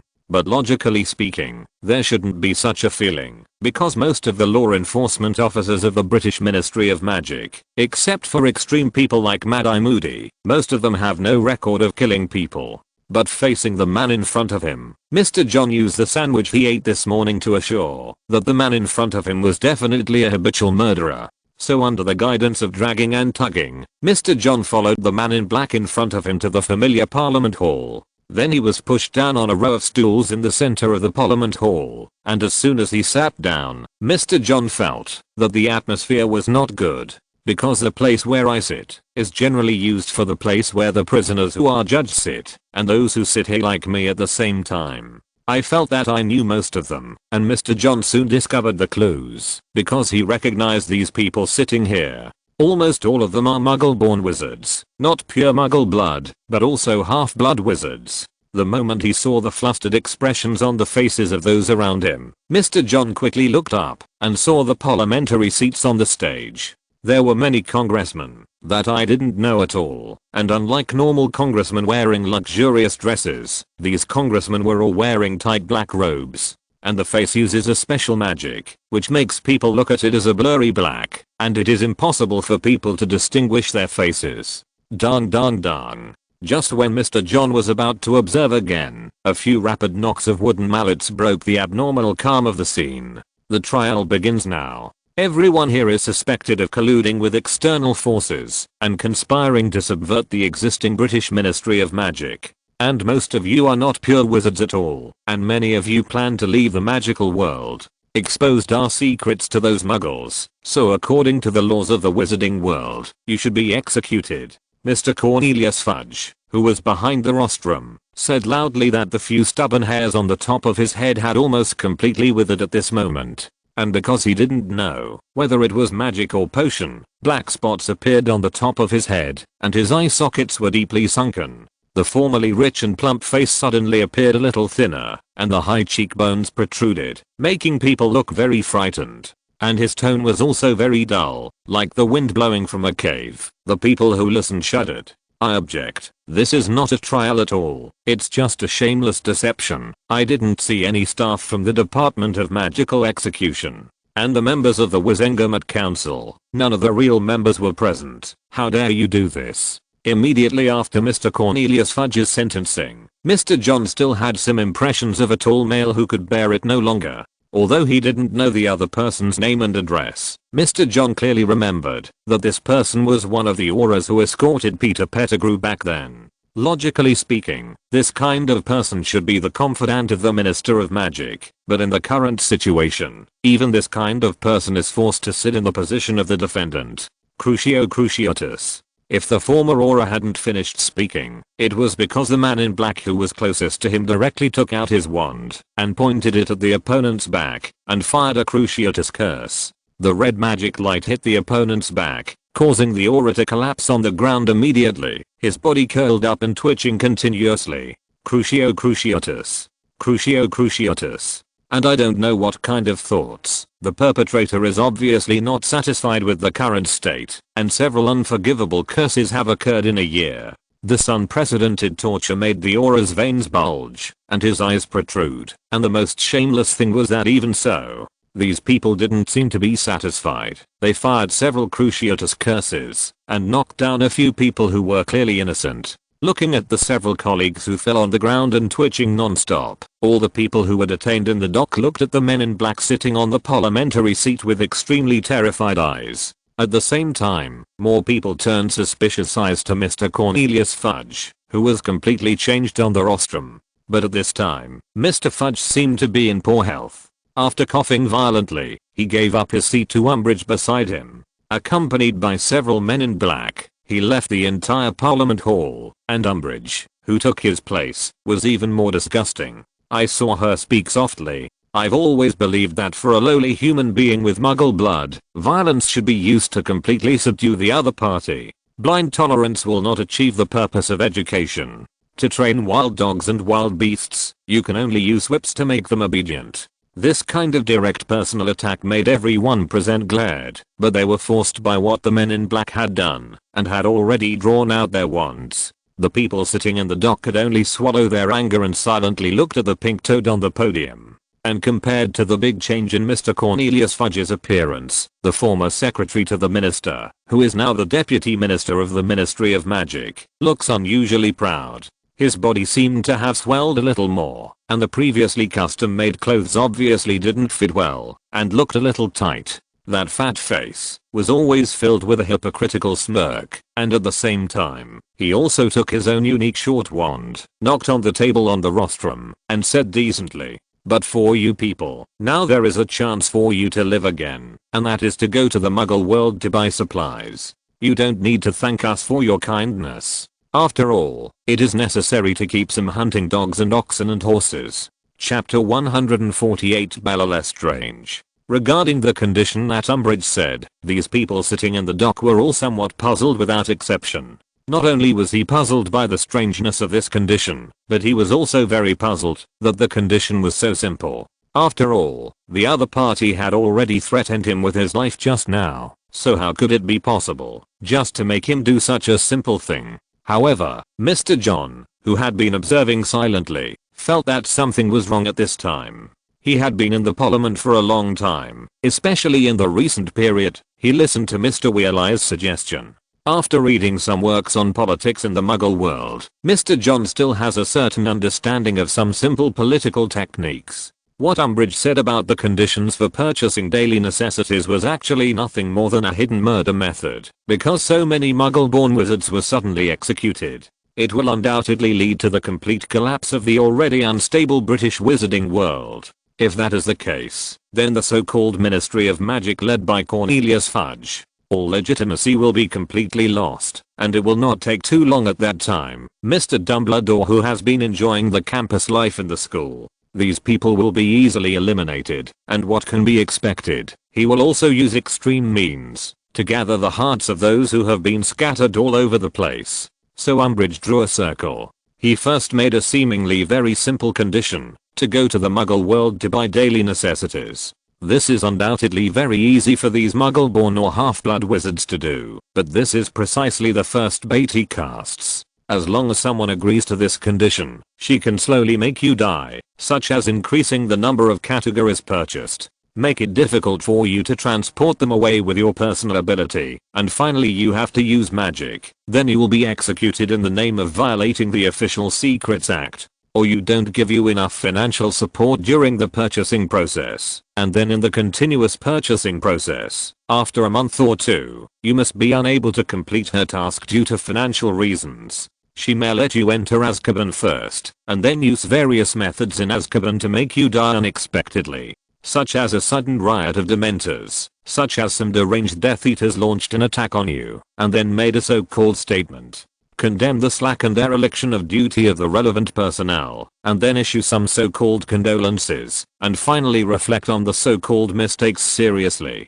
Everyone seems to be responsible for your death, but in fact no one is responsible for your death. This slow execution method may last for several months or even a year, but the ultimate goal is to execute these people slowly and secretly, while people are forgetting. After figuring out all the key points, Mr. John regretted that he had learned this knowledge. If he put it in the past, I can still get through the test in a daze, and use self-deception to live a normal life in a daze for a period of time. But now, in the face of the current situation, he has almost lost his choice. While the group of people in the dock were still hesitating, the Auror who had been lying on the ground under the Cruciatus curse slowly stood up. He first looked at the group of Muggle wizards who were still discussing, and then at Umbridge who was still smirking in the stands. Then he looked at the group of men in black who didn't dare to show their true colors on the parliamentary seats. After witnessing everything, he suddenly started to laugh loudly, and that laughter revealed a kind of madness, which kept echoing in this closed space. Ha ha ha ha ha ha ha. After laughing, he immediately yelled crazily, "What are you still discussing? Didn't you find out that they wanted to execute you? They designed a trap for you, and you are still foolishly trying to get inside. What kind of bullshit is the task of buying supplies, money, the share of the purchase, how to teach my brother how to transport it, and I foolishly agreed to others without explaining anything clearly. At that time, you can't afford the materials, you can't deliver them on time, or something happens in it. Have you thought about the consequences for yourself? Could it be that sitting at a desk for a long time has made your brain stupid? If they put you in Azkaban for this reason, do you think you can come out alive? Even if you die in there, how long will it take before being discovered by others? This sudden shout made everyone present stop talking, and everyone stared blankly at the aura. Some of the eyes were astonished, some were suspicious, but more were terrified. They finally understood what kind of predicament they were facing now. The threat of death is approaching them step by step. They are like livestock locked in a slaughterhouse. Even if someone feeds them, the countdown to life has already begun. After the aura told the truth, the crowd sitting in the dock immediately rioted. A few wizards who looked like they had been working in the civil service department for a long time immediately took out their wands and wanted to use apparition to leave here. However, their magic had just been activated, and one after another green rays of light with the aura of death attacked them one after another. Avada Kedavra Kedavra. The moment they saw someone trying to escape, the thinner men in black on the stage immediately took out their wands and cast the death curse on the wizards who wanted to leave. The green magic light immediately hit several people's bodies, and those who were hit instantly fell on their backs, in this nominally most sacred place of the Ministry of Magic.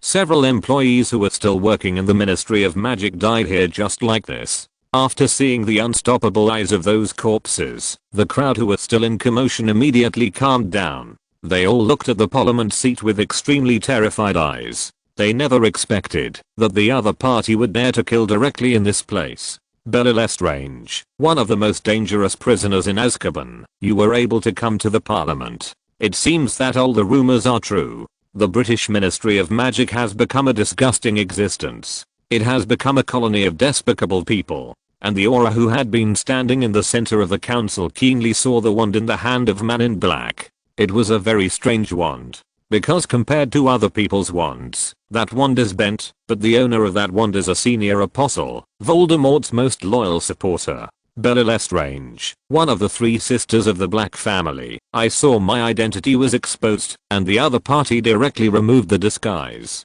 A crazy woman appeared in front of everyone. Chapter 149 Discussion among students. The time has come to February, and as the temperature gradually rises, the thick snow that has been covering the Scottish plateau is gradually melting. The grass on the square of Hogwarts Castle also gradually revealed some emerald green shoots, and the humping willow also gradually grew new leaves. The Black Lake, which had been frozen for a long time, also began to thaw gradually. With the breeze blowing, the surface of the lake with floating ice swelled with ripples. The students also began to have some outdoor activities. Although they still wore thick woolen scarves, the cloaks made of fur were gradually replaced by capes made of wool. And in the Great Hall of Hogwarts, there has been a lot of discussion recently. These future members of the wizarding world have also lost their childish innocence. They began to discuss various things that happened in the world they lived in, among which the corruption of the Ministry of Magic was the main issue.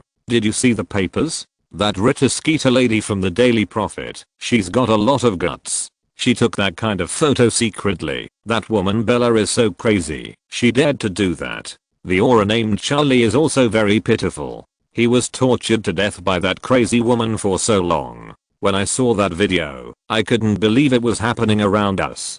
The one who said this was a Hufflepuff student, surrounded by a large group of classmates, and all of them were looking at a newspaper in front of them. This newspaper has been improved by Augustus, and it already has some different functions, such as watching a small video. You only need to click on the moving photo to watch the content of the video, but everyone today feels a little sad. Because it happened a month ago when the tragedy finally got reported, and the video featured a condescending Bella Lestrange. With the aura named Charlie lying on the ground, the crazy woman stepped on the other's neck condescendingly, and kept firing the unforgivable curse with the wand in her hand. Although the video was in black and white, it was impossible to tell what kind of spell the other party was casting, but it was such a poor aura who was tortured by him. Basically, it can be judged that the other party has been using the Cruciatus curse to torture the other party. After more than 10 minutes of torture, the other party finally died in pain under this cruel torture. This extremely impactful scene was published by the Daily Prophet, although this newspaper has been outlawed by the current Ministry of Magic.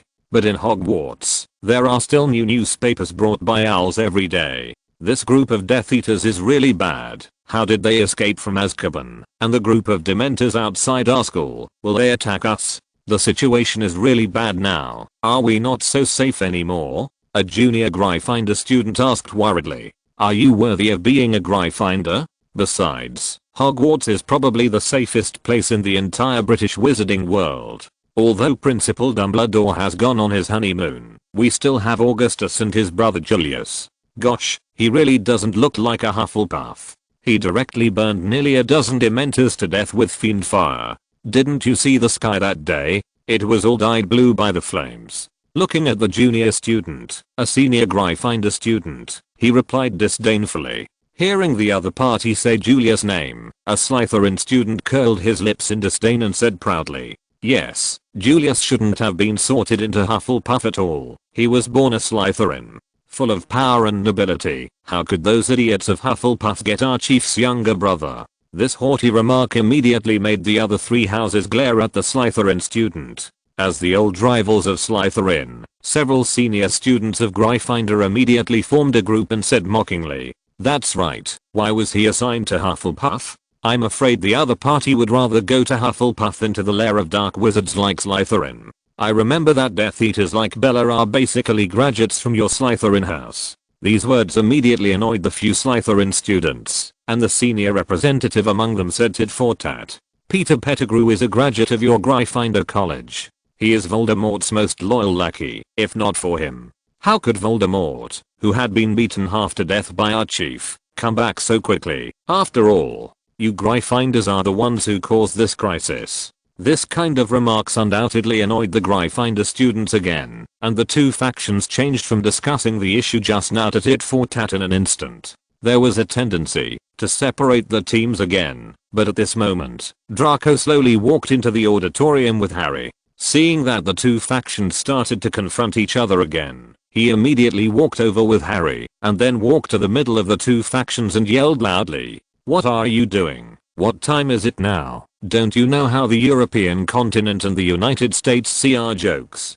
They even made up a joke, mocking us British wizards who only fight among themselves, and don't have any ideas to lead the world at all." Especially on the US side, they have issued a joint announcement, saying that if the problem in the UK is not resolved, Mr. Augustus can be allowed to go to the United States. After all, the other party was born in the United States. According to international law, he should be an American. The loud scolding made the two factions die down, and then under Draco's stern gaze and Miss Hall's gentle gaze, the students from Slytherin College put on a bad face and stretched out their right hands first, and then under the playful eyes of those Gryffindor students, the two factions shook hands and made peace. After the incident subsided, the two people did not disperse immediately, and the students of the other two colleges also stayed where they were. Under everyone's gaze, the senior Slytherin was the first to ask Draco, "What is the chief doing recently?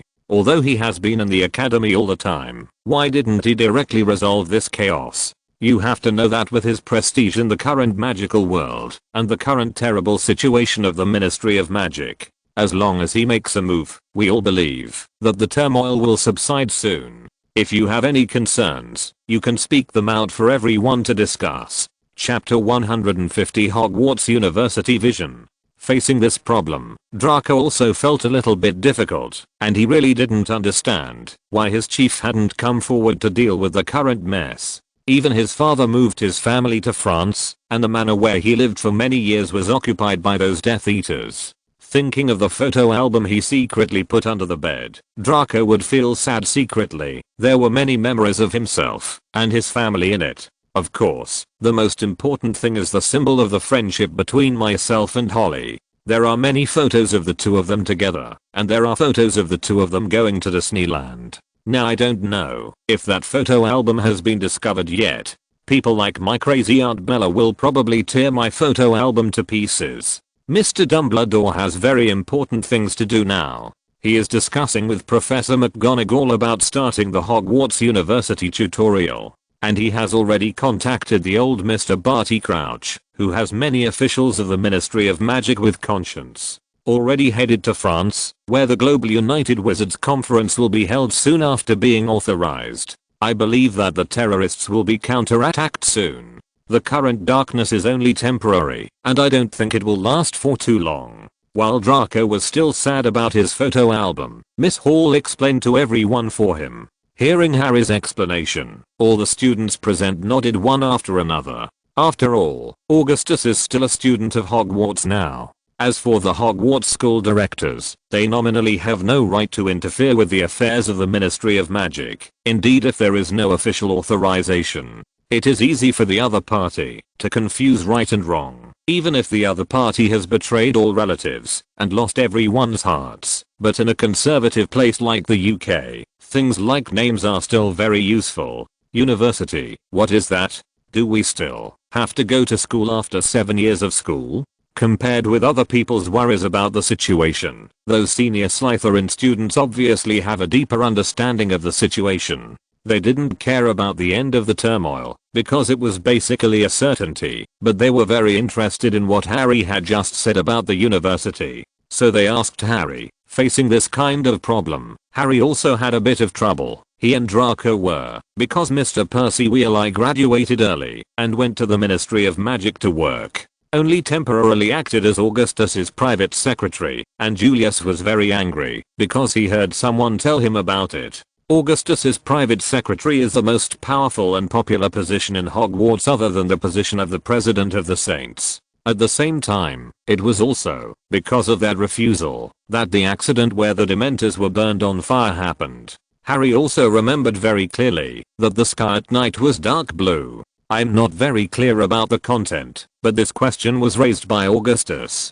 He said that the teaching mode we adopt now, compared to the Muggle world, it can only be regarded as a high school graduation. This will make it difficult for many students to find suitable jobs in the Muggle world if they don't want to live in the Wizarding world. So through some means, he has already applied for joint education with famous British universities such as Oxford and Cambridge.